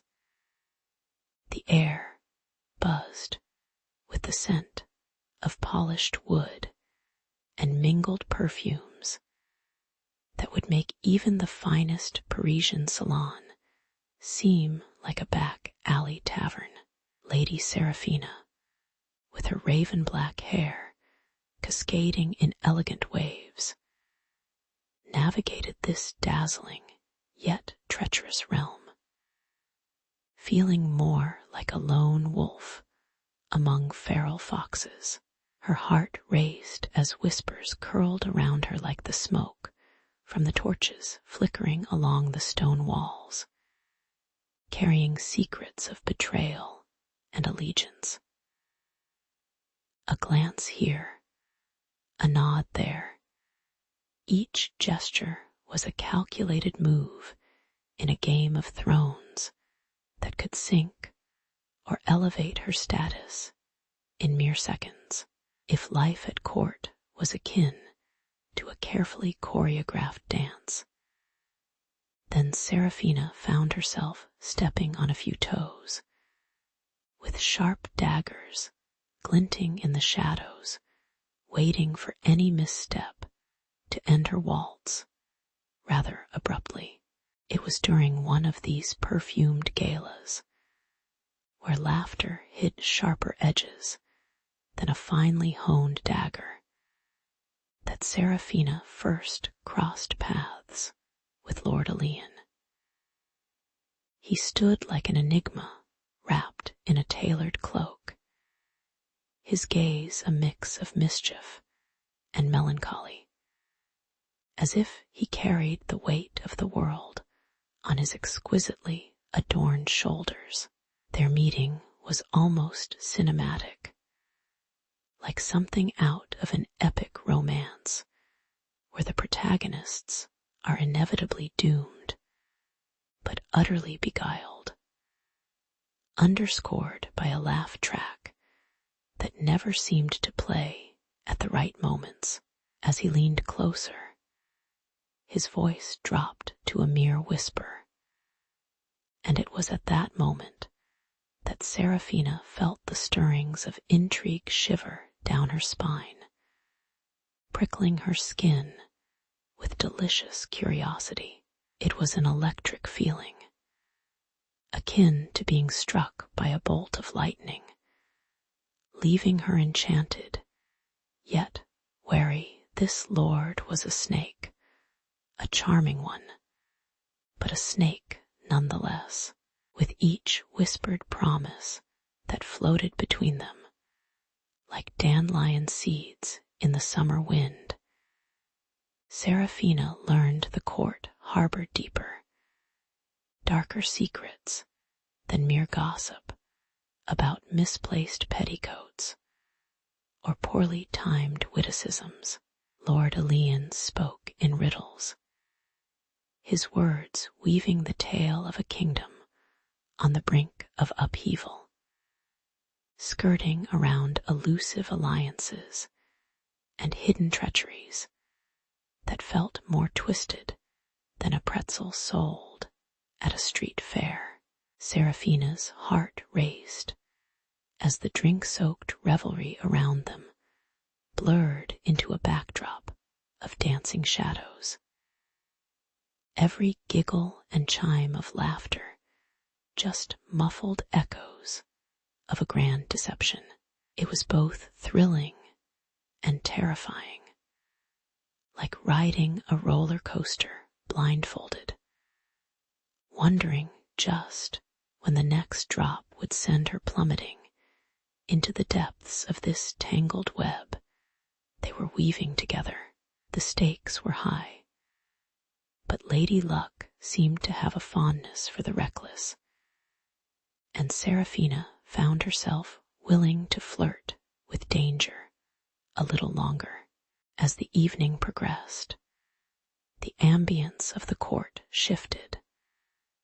No longer a lively festivity, but a stage where actors played a prelude to the chaos that loomed just beyond the gilded doors. The laughter began to fade, replaced by the rustling of fabric and the clinking of goblets, a symphony of mounting tension and masked faces. Somewhere, someone ached for power, and Seraphina's instincts kicked in like a watchful hawk spotting its prey. This realization amplified the drama unfolding in her chest.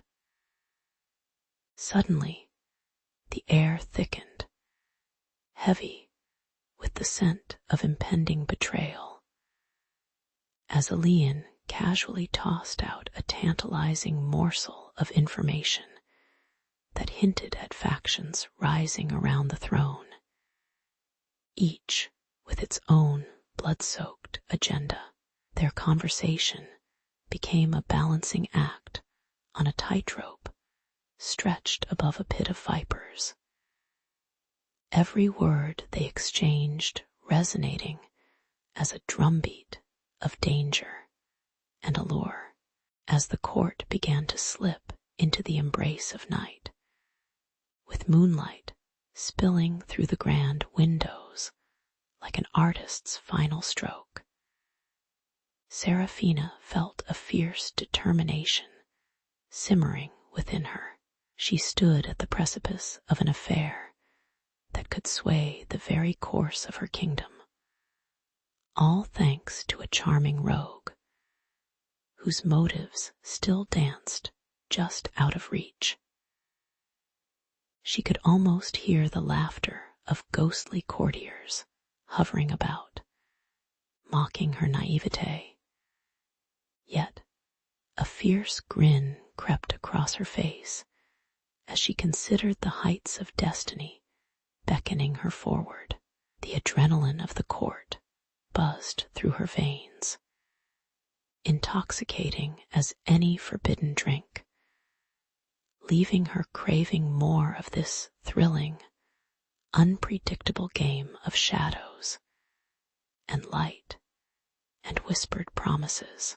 With the striking of the hour, the night had revealed much, and Serafina was determined to uncover even more. Armed with resolve, wit, and a growing affection for the man who had swept her into a world where power was both a weapon and an art form, in the heart of the royal court, where gilded chandeliers glimmered like 1,000 stars trapped in glass. Serafina and Aeolian found themselves caught in the tangled web of ambition and desire. Their whispered conversations echoed softly amidst the lavish feasts, fragrant with roasted meats and spiced wines that danced upon the air.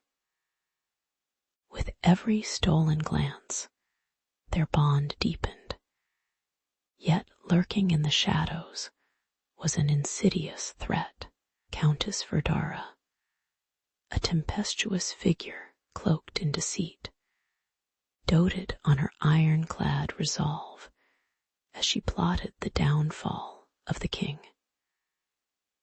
The very atmosphere crackled with tension, like a storm brewing just beyond the castle walls, ready to unleash chaos at the slightest provocation. As night fell, the crisp bite of autumn wrapped around the palace, mingling with the oppressive scent of intrigue that clung to the stone halls. Serafina could almost taste the bitter edge of betrayal. It lingered on her lips like sour wine. Whispers of the countess's ambition streamed like shadowy vines, gripping the court in a vice of uncertainty. She was a woman who wore her envy like a regal cape, strutting through the ballroom with her head held high, a mischievous glint in her eye that spoke of ulterior motives. The irony was not lost on Serafina. Here they were, in a realm where loyalty was bought and sold, where hearts were instruments of strategy rather than emotion. And yet, the biggest game at play was the one that sought to claim the very throne itself.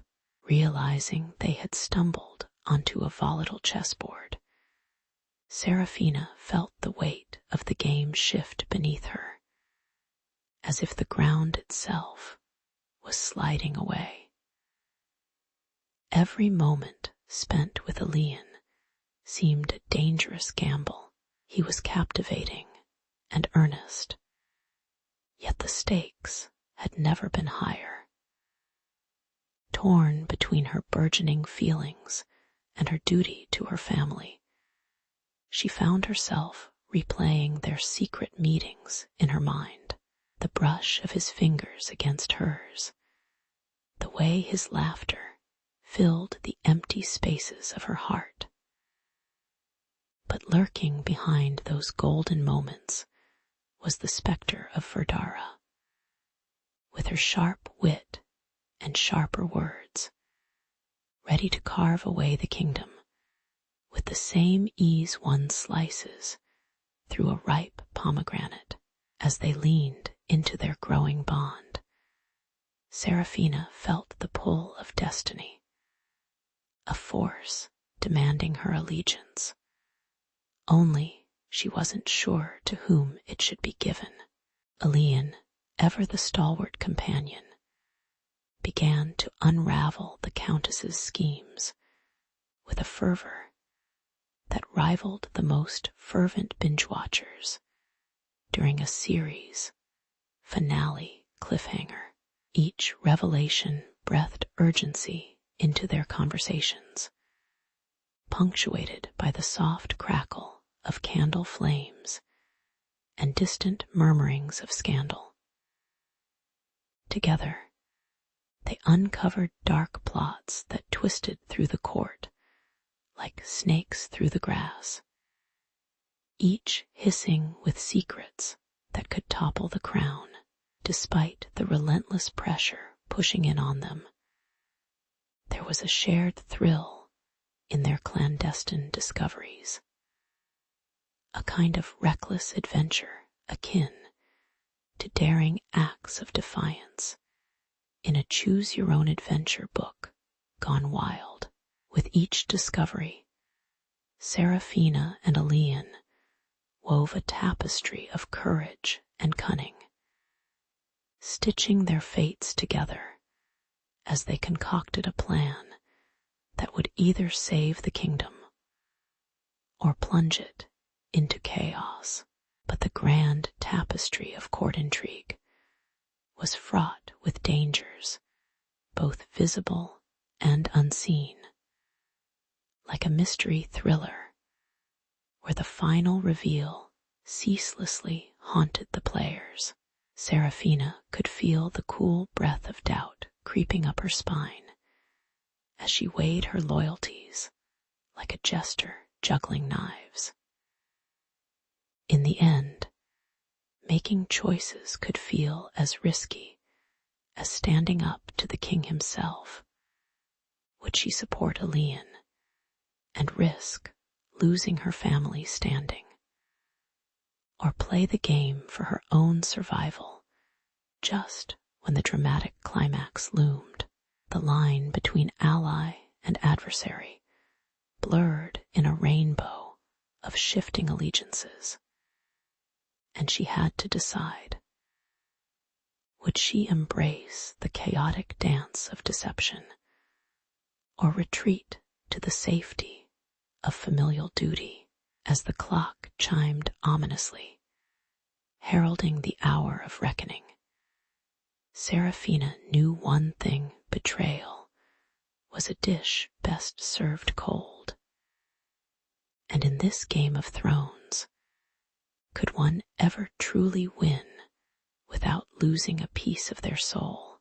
A thick fog draped over the royal court like a villain's cape, obscuring secrets that twisted and writhed like a nest of vipers. Serafina's heart raced as she pieced together the puzzle. Her father, the Baron of Eldridge, was neck-deep in a treacherous conspiracy with the beguiling Countess Minerva. The scent of freshly polished marble mixed with the heavy musk of intrigue, suffocating her thoughts. Betrayal clawed at her insides, making her stomach churn and pulse in discontent. She hurried down darkened corridors, feeling the weight of her lineage pressing down with every step. Loyalty to her father cranked at her heartstrings, while a reckless love for Aeolian pulsed like a battle drum in her chest. How could the man who had sworn to protect her be a puppet master in a game of deception and shadows? The ornate tapestries lining the hallways whispered gossip of old betrayals as Seraphina approached her father's chambers. Her heart, a wild stallion tearing through a burning barn. With a deep breath, she burst through the heavy wooden door, the air thick with the tang of iron and candle wax. "How could you?" she yelled, her voice echoing like thunder in the stock-still room. Shadows flickered as candles struggled against the weight of her anger, illuminating her father's surprised face, set like a stone statue, but with the softness of a crumbling facade. The irony of their confrontation hit her like an unexpected pie to the face. Was he not the very person who had taught her about honor? Here he was, wrapped snugly in a conspiracy with the Countess, a woman whose charm was cloak and dagger perfection, masking a serpentine heart underneath. A palpable tension hung in the air, thick enough to slice with a dagger, as she glared at him, battling the urge to retreat into her own world of fairy tales and happy endings. The room echoed with an uncomfortable silence. The echoes of her father's past promises rang hollow, if not outright sacrilegious.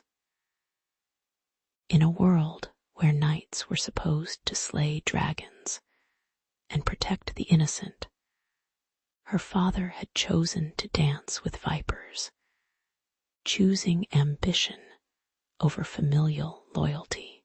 A mix of fury and heartbreak surged within her, as the sound of their family crest clattering over the mantel pricked her like nettles.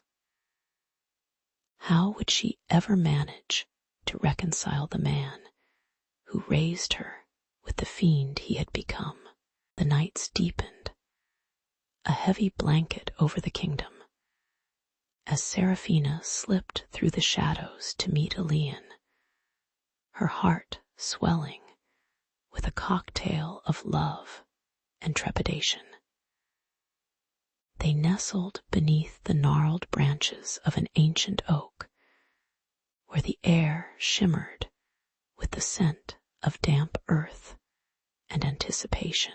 Every rendezvous had become a tapestry, woven with secret threads of laughter and banter, creating a rich fabric of their budding romance. "Your father's been busy," Aeolian said, his voice low, casting shadows like hooded figures in the dim moonlight. He shared the details he had uncovered about the Countess and her treachery, words wrapping around them like an enchanting spell, intoxicating yet perilous. With every whispered secret, their fingers brushed, igniting an electric pulse that intertwined their fates, making the danger palpable, almost delicious. Yet little did they know, with every moment they shared, and every secret unveiled, they ventured deeper into a pit that could very well swallow them whole like the great Leviathan of legend. The world suddenly felt too small, too confining. As clouds of danger brewed overhead like a storm set to unleash its fury, Seraphina fought against her fear, knowing that the thickening air of conspiracy threatened to suffocate not only her hopes, but also the growing love that was blossoming amidst the chaos. As they parted ways, a bittersweet taste lingered, much like the final notes of a broken symphony, promising both tragedy and the thrilling embrace of an unpredictable fate. And as she lay awake that night, draped in the heavy cloak of despair and romantic triumph, she realized that there dared to be no fairy tale ending when one danced with betrayal, especially in the shadows of the royal court. The grand ballroom sparkled like a starry night, chandeliers dripping crystals that twinkled with every flicker of candlelight.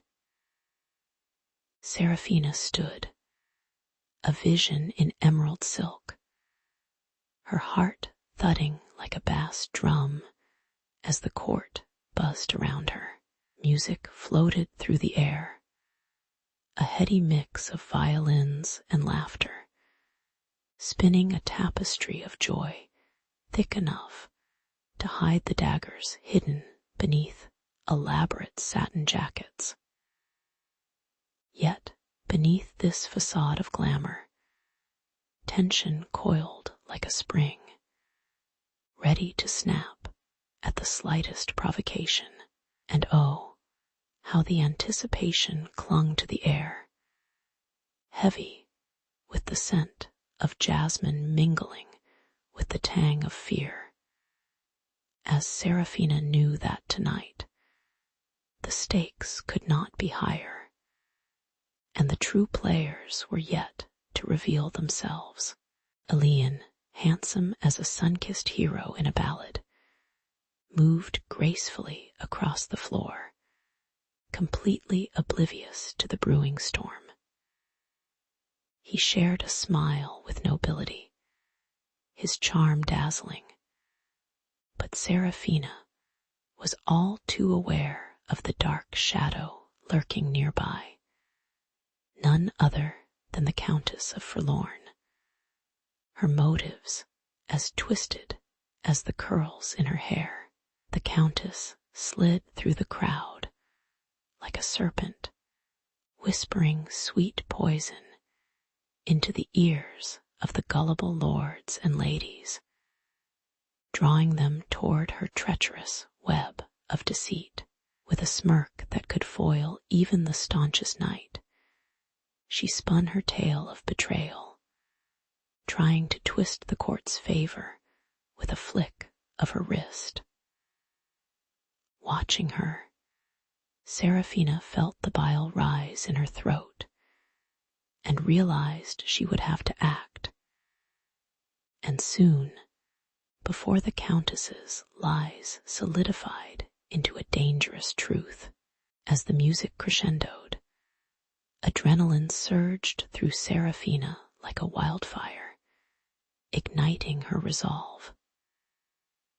She stepped forward, her voice slicing through the chatter like a sword unsheathed, primed for battle. Noble lords and ladies, I must implore your attention. What you hear from the Countess is but a web woven from shadows and selfish desires. The ballroom fell into a hush, curiosity flickering in the eyes of the assembly as she pointed an accusing finger at the Countess, whose smile faltered into a scowl. The murmurs swept through the crowd, electrifying the air, a mix of disbelief and intrigue that swirled like the tea leaves in a well-stirred cup. hinting at the storm brewing ahead.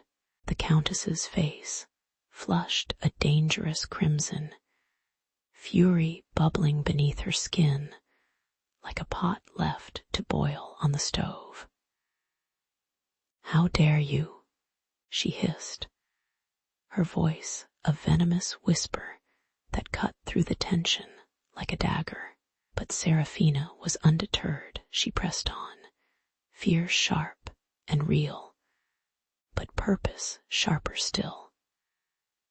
"I risk my life for the sake of truth and honor, and for the love I bear for our king and my family." The atmosphere grew thick with disbelief. Her words echoed off the gilded walls, carving lines into the minds of those gathered.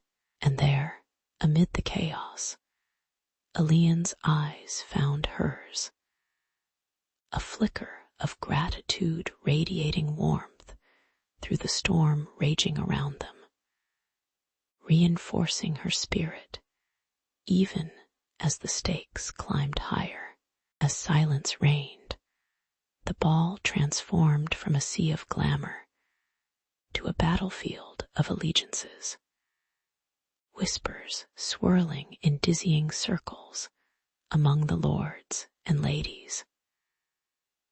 Like a dramatic scene from a forgotten play, the court faced a reckoning, and promises once sealed in silver tongues now resounded like war cries through the opulent hall. Each noble's expression crafted a tapestry of loyalties, suspicion, and regret, with the Countess's empire of lies crumbling. The night was charged. Serafina had rolled the dice, exposing the treachery for all to see, veering dangerously close to losing it all. But she stood firm, ready to face whatever uprising followed, because sometimes in the royal court, as in life, love and bravery are the fiercest weapons of all.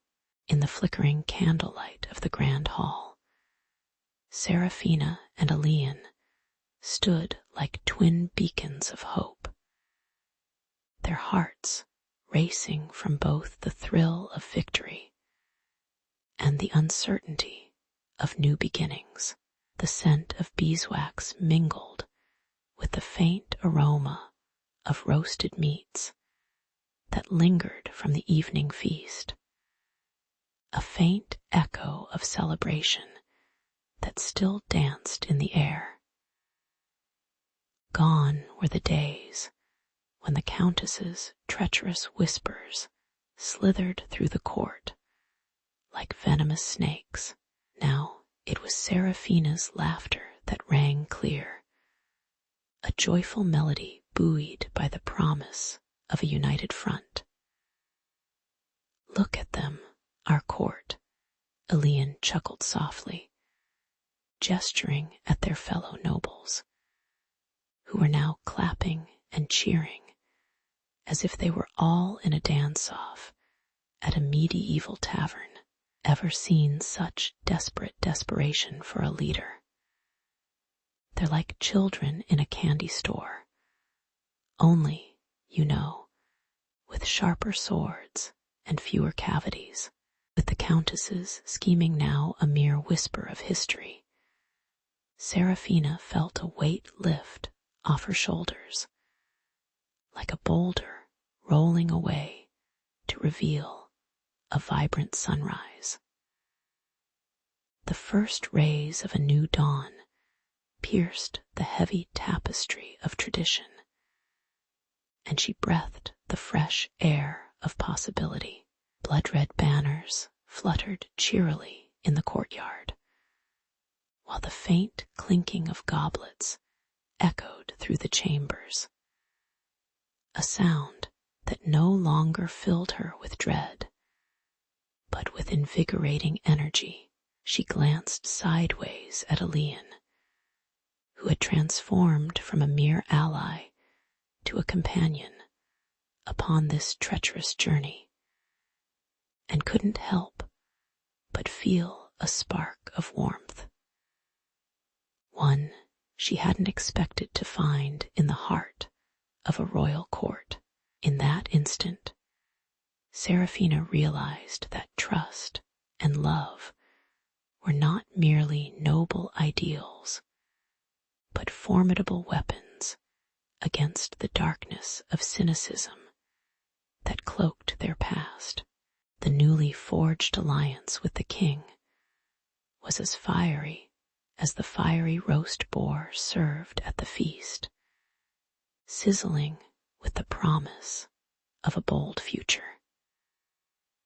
Aelian articulated their vision with the eloquence of a bard telling tales of heroic deeds, as power-hungry courtiers listened in rapt attention, captivated by the idea of progress where once only greed had flourished. We aren't here to wave idle flags or sit on our thrones wrapped in velvet and guffaws, he proclaimed, his voice ringing like a war drum throughout the hall. Our realm shall rise from the ashes of betrayal like a rather raucous phoenix, bizarre, chaotic, and flashy. Aelian's theatrical flair drew chuckles, but more importantly, it sparked a flicker of hope in the most jaded of hearts gathered among polished chairs and glinting jewels, as whispers of their triumph fluttered through the court like doves of peace. Serafina realized that she was standing at the precipice of change. The once muted conversations brimmed with dreams of reform and unity, a vibrant cacophony that replaced the hush of treachery. And to think, it all started with a haphazard plan and a bit of lemon cake. Serafina mused, half laughing as she recalled the evening when she first dared to defy the Countess in the kitchens, her fingers dusted in flour and desperation. A gust of wind carrying the sweet scent of lilacs danced through the open windows, wrapping around her like a take-no-prisoners hug from an old friend. In that moment, she understood that life was less about the roaring battles fought, and more about the quiet moments shared, filled with whispered promises that knit the fragile tapestry of their destinies. With hope nestling like a canary in her chest, Serafina reveled in the knowledge that the trials they endured fortified their bond, a sacred pact far stronger than sword or shield. She clasped Aelian's hand, feeling the warmth and trust transfer between them, much like the shared secrets of a group of friends in a treehouse plotting world domination. If only they had the patience and the snacks. The sound of laughter swirled around them like a gentle breeze, wrapping the pair in the sweet promise of everything yet to come. Together, we shall navigate this labyrinth of courtly intrigue, my dear partner in crime. She winked at Aelian, who responded with a mock salute. Their laughter echoed through the hallowed halls as the dawn of a new era unfurled at their feet, a vibrant tapestry sewn with trust, courage, and those beautiful, whispered promises that had woven their lives together. On a blustery Tuesday morning, while the wind howled like a chorus of disgruntled cats. Leela bounced her way up the rickety old stairs to her grandmother's attic. Dust motes danced in the air like confetti at a party. No, one was invited to. And the faint scent of lavender, remnants of her grandmother's days, lingered like a ghost from the past. Leela took a deep breath, half expecting to find a hoard of forgotten treasures, or, at the very least, a few questionable fashion choices from the 80s. Instead, her fingers brushed against something rough and leather-bound, an ancient diary adorned with frayed edges that seemed to whisper, "Open me, if you dare." Little did she know, this dusty relic would soon unravel the threads of her family's history and throw her into a whirlwind of emotion more tumultuous than a reality TV show reunion episode. The moment Leela opened the diary, she was greeted by the smell of musty paper mixed with a hint of something sweet, perhaps nostalgia, or simply old age in the most poetic way. The pages were filled with her grandmother's elegant script, swirling and dancing around stories of love and longing that seemed to leap off the page. As she read, Leela found herself lost in the tales of her grandmother's youthful heart, penned in passionate prose to a man named Edward, whose identity was as elusive as a celebrity hiding from paparazzi. A chill ran down her spine as she read each letter, each word echoing the throbbing ache of love and heartache. Her heart raced, not unlike those moments in rom-coms when the lead finally realizes their destiny. Who was this Edward? And what storm had ripped him from her grandmother's embrace?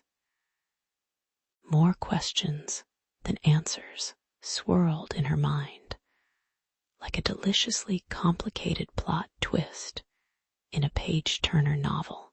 As the sun descended, casting a golden hue in the room, Leela felt an unshakable connection to the past, as if her grandmother's heart was beating in sync with hers through these fragile pages.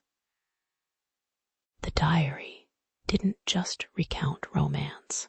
It wound around Leela's very soul, teasing out emotions she never knew lay dormant. Much like her old college roommate's questionable proclivity for karaoke nights. How could the stories of an era gone by resonate so profoundly? Each tale was a melody, striking all the right notes in the symphony of her life, from the innocence of youthful hope to the bitter twinge of inevitable loss. It was as though her grandmother had handed her the very essence of life and love in exchange for a promise to seek out the story behind the name Edward.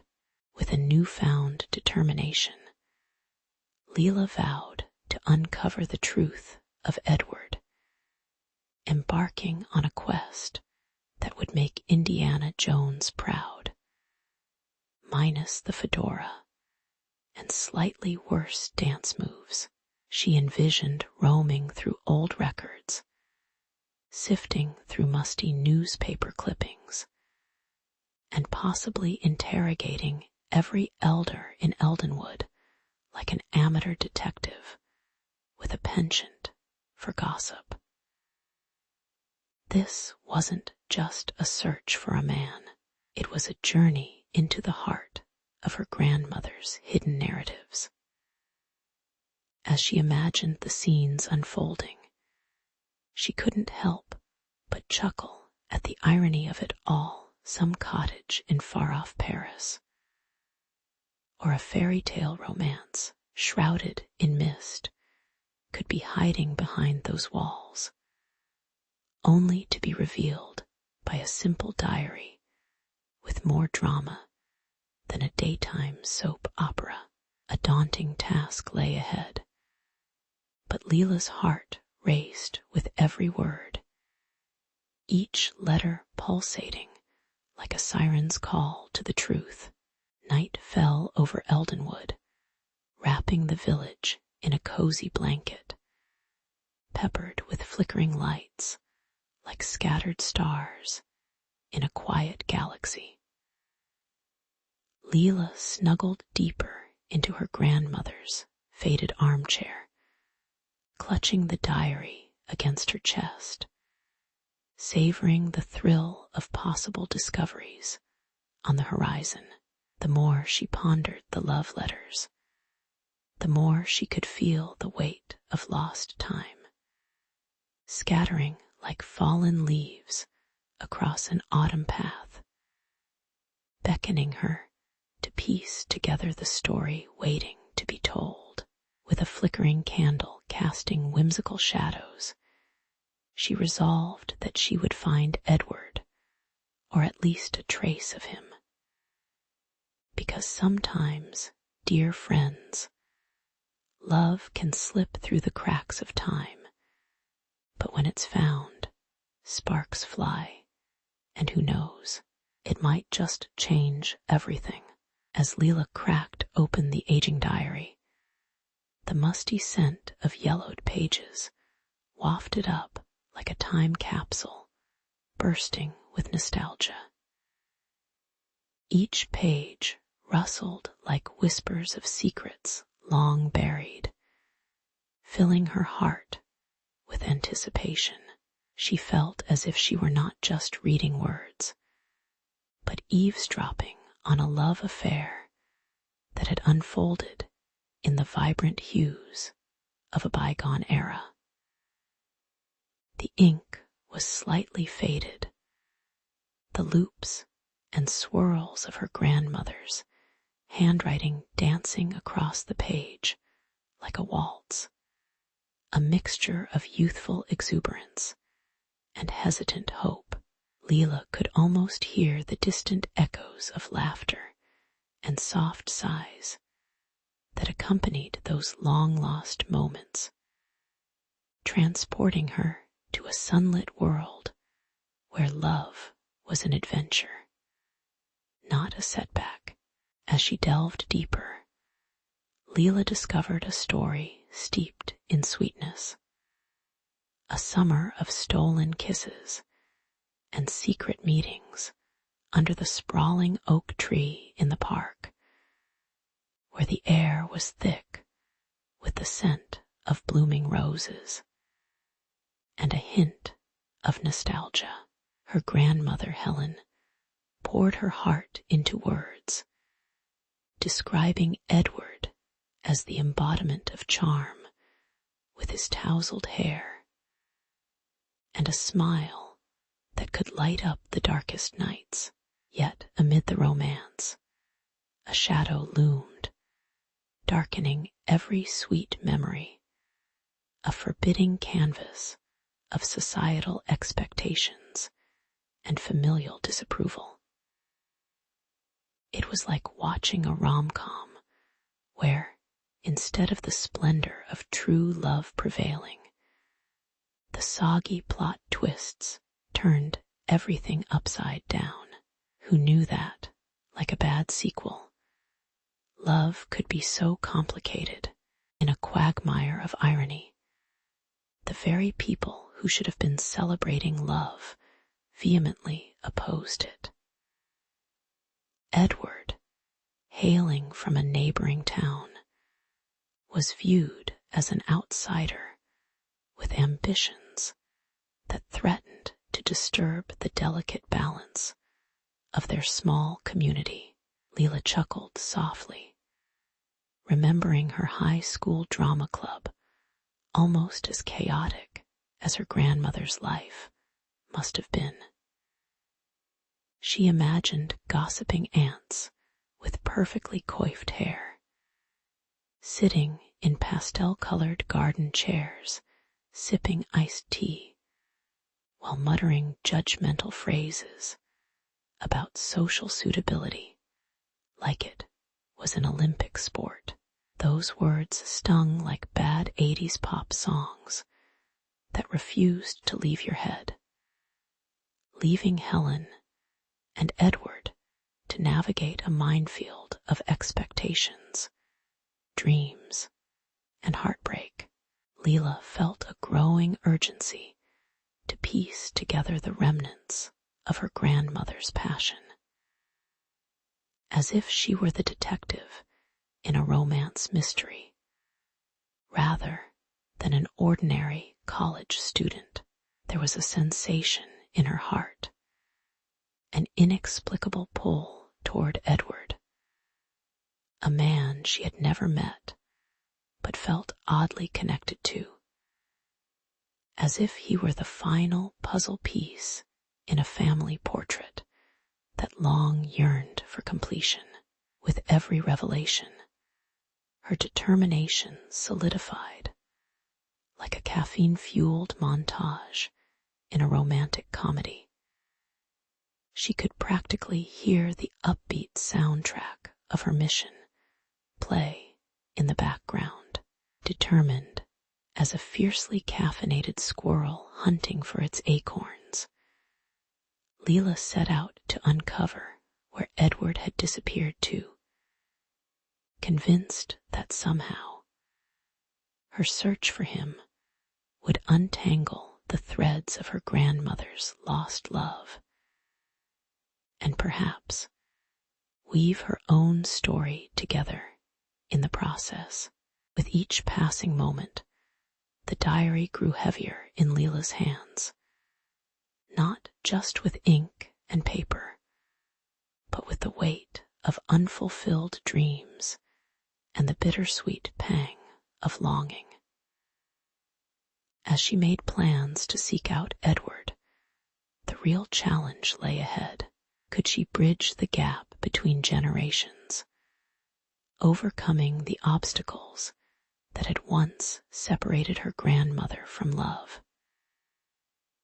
It was a quest that felt as daunting as trying to explain tick-tock to her grandmother, confusing and amped up with the potential for total chaos. Yet Leela felt a spark of determination ignite within her, fueled by the whispers of a tale that echoed through time. It was more than just a diary. It was an invitation to explore love's past and find the path to her own heart's desires. As Leela leafed through the faded pages of the diary, each turn of the paper whispered tales of love and longing.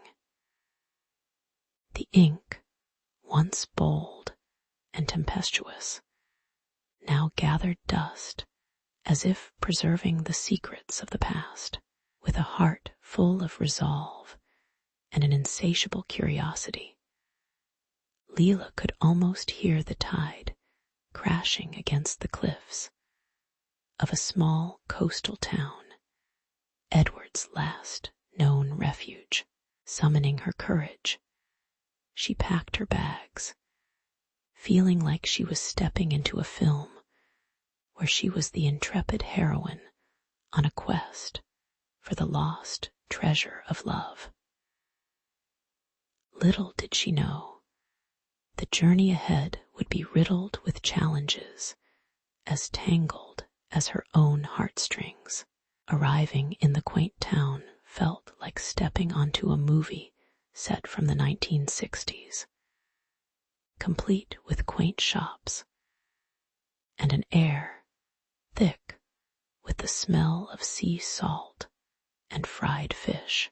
Yet behind the cheerful facade, the townspeople were like clam chowder, warm at first, but canned, crusty, and unwilling to share their secrets. Each inquiry Leela made about Edward was met with a shuffle, averted gazes, and the kind of silence that felt like the soundtrack of an awkward rom-com. She soon realized that memories were heavy burdens here, weighed down by time and grief, and that love stories didn't always come with happy endings. Just as she began to feel out of place, the scent of freshly baked pie fluttered through the air, sweetening her resolve, as if the universe was playing its own twisted game of fate. Leela learned that Edward had become something of a local legend, an elderly man with a heart split wide open.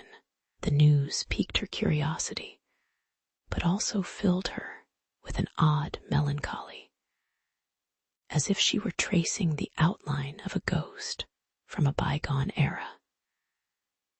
To think that this romantic figure was now an old man sitting alone on a weathered bench, watching waves roll in echoes of a past love, was almost too much to bear. Memories of his youthful laughter carried a bittersweet note, like a song played on a scratched record.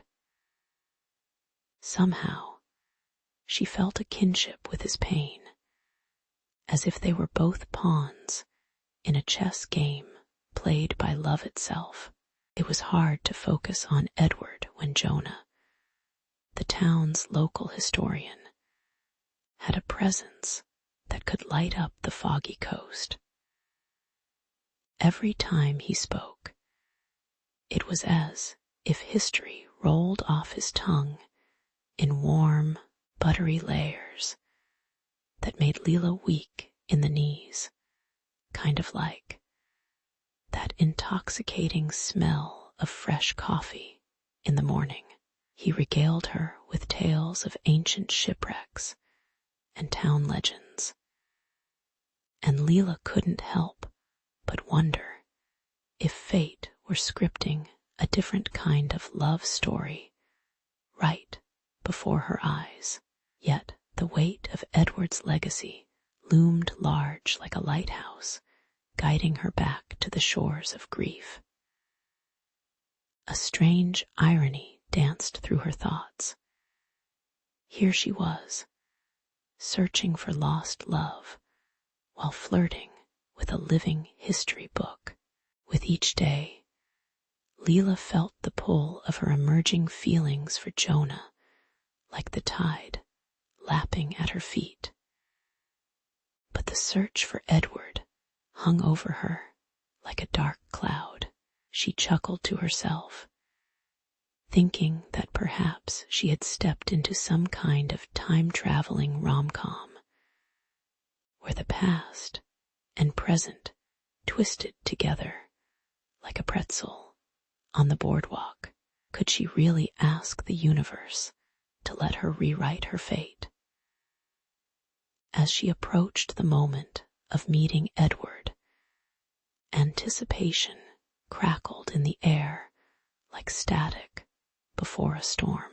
With newfound courage buoyed by the salty breeze, Leela was ready to face not just Edward, but also the whirlwind of love she could either embrace or flee from a decision that felt as monumental as choosing between popcorn and nachos at the movies.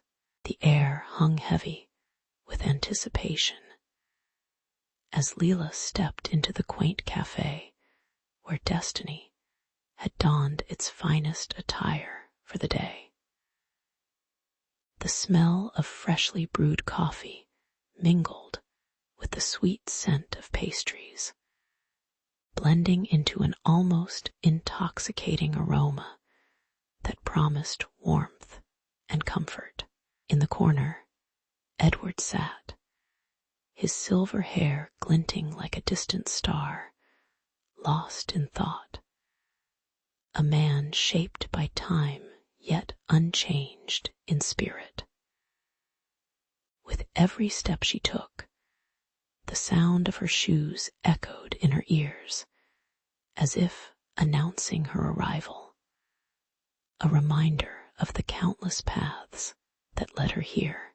She had crossed a threshold into her grandmother's shadows, feeling the weight of love lost over generations hang thick in the air like the cafe's steamy atmosphere, thick and swirling around her heart, which thudded with both excitement and trepidation. When their eyes met, it was more than just a glance. It was an exchange of untold stories, of laughter, loss, and an enduring devotion that clung to the crevices of their lives like stubborn lint on a favorite sweater. Edward's eyes glimmered with years of regret, and the soft light of lingering love as he recounted, with a rich timbre that resonated deep in Leila's chest, tales of her grandmother's smile, the kind that could rival the sun on a summer's day. Leila hung on to every word, feeling the bittersweet joy suffuse her whole being. As the past unfolded in vivid colors around her, pinching her heart with both nostalgia and the ache of her own uncharted feelings. Yet amid this heartfelt reunion, another presence loomed on the periphery, a new love slowly creeping into her life like a familiar tune heard from afar. Jonah was there, a delirious distraction wrapped in warm laughter and playful banter, reminding her that love could also burn brightly in the present, adding a dash of irony to the love stories intermixed in her heart. As Edward reminisced, Leila sensed herself teetering between two worlds, one where she honored her grandmother's legacy by delving into these precious memories, and another where she could write her own storyline with Jonah. The decision to investigate the remnants of her grandmother's past felt like hunting for treasure in an ancient cave, the thrill there, but also the risk of stumbling upon ghosts that would haunt her. The caffeinated chaos around her, filled with the clinking of cups and the rustling of pages, felt both enlightening and suffocating, amplifying her anxious heartbeat. Leila wanted to shout like a contestant on a game show, choose love or closure. But now, all she could muster was a soft sigh that escaped her lips, as heavy as her heart, laden with the burden of expectation from both Edward and Jonah. How could the echoes of the past coexist with the sweet notes of a new melody, torn between respect for a legacy, echoing love's gentle whispers, and the burgeoning flame of her burgeoning affection for Jonah? Leila felt like a tightrope walker, suspended high above a cheering crowd, each side urging her toward different futures. She couldn't deny the warmth growing in her heart for Jonah, with his cheeky smile and shimmering eyes that seemed to promise adventure, while a tiny ember for Edward flickered quietly, reminding her of the family she belonged to. Why couldn't love come with a cheat sheet? She mused, half seriously, as her mind spiraled over the absurdity of her deja vu-esque predicament. It was a plot twist worthy of a rom-com. Leela, the perplexed heroine, 3 generations in love, caught in a comic mess of old flames and budding romances. All she needed was a quirky best friend with a knack for sage advice and harebrained schemes. As the cafe began to lose its afternoon luster to the encroaching dusk, Leela felt the weight of the world pressing down on her shoulders, and the mingling sense of coffee and nostalgia thickened in her throat like an uncatchable breath. Edward's stories of lost love weren't just fading photographs. They were fragments of an old film reel, flickering with vibrancy, yet obscured by the call of her own heart. But with Jonah, each moment felt like a brand new scene unfolding, the electric zing of laughter, the way his fingers brushed against hers, igniting fireworks across her skin. The taste of her decision lingered bittersweetly in her mouth, like that last bite of dessert you want to savor just a little longer. In the end, could she weave together the threads of her grandmother's past and her own emerging future, or would those paths forever remain tragically entwined? A tangle of fate in a universe that loved nothing more than to play tricks on the heart. The scent of freshly brewed coffee wafted through the air as Leela stepped onto the cobblestone streets of Eldenwood, her heart blooming like a forgotten flower. Sunlight spilled over the town, catching the gnarled branches of the ancient oaks, whispering secrets of the past as they danced lazily in the breeze. In her hand, she clutched her grandmother's diary, a worn vessel of lost love and wisdom, its pages curling with age like old parchment in a witch's spellbook. It felt both strange and familiar to return.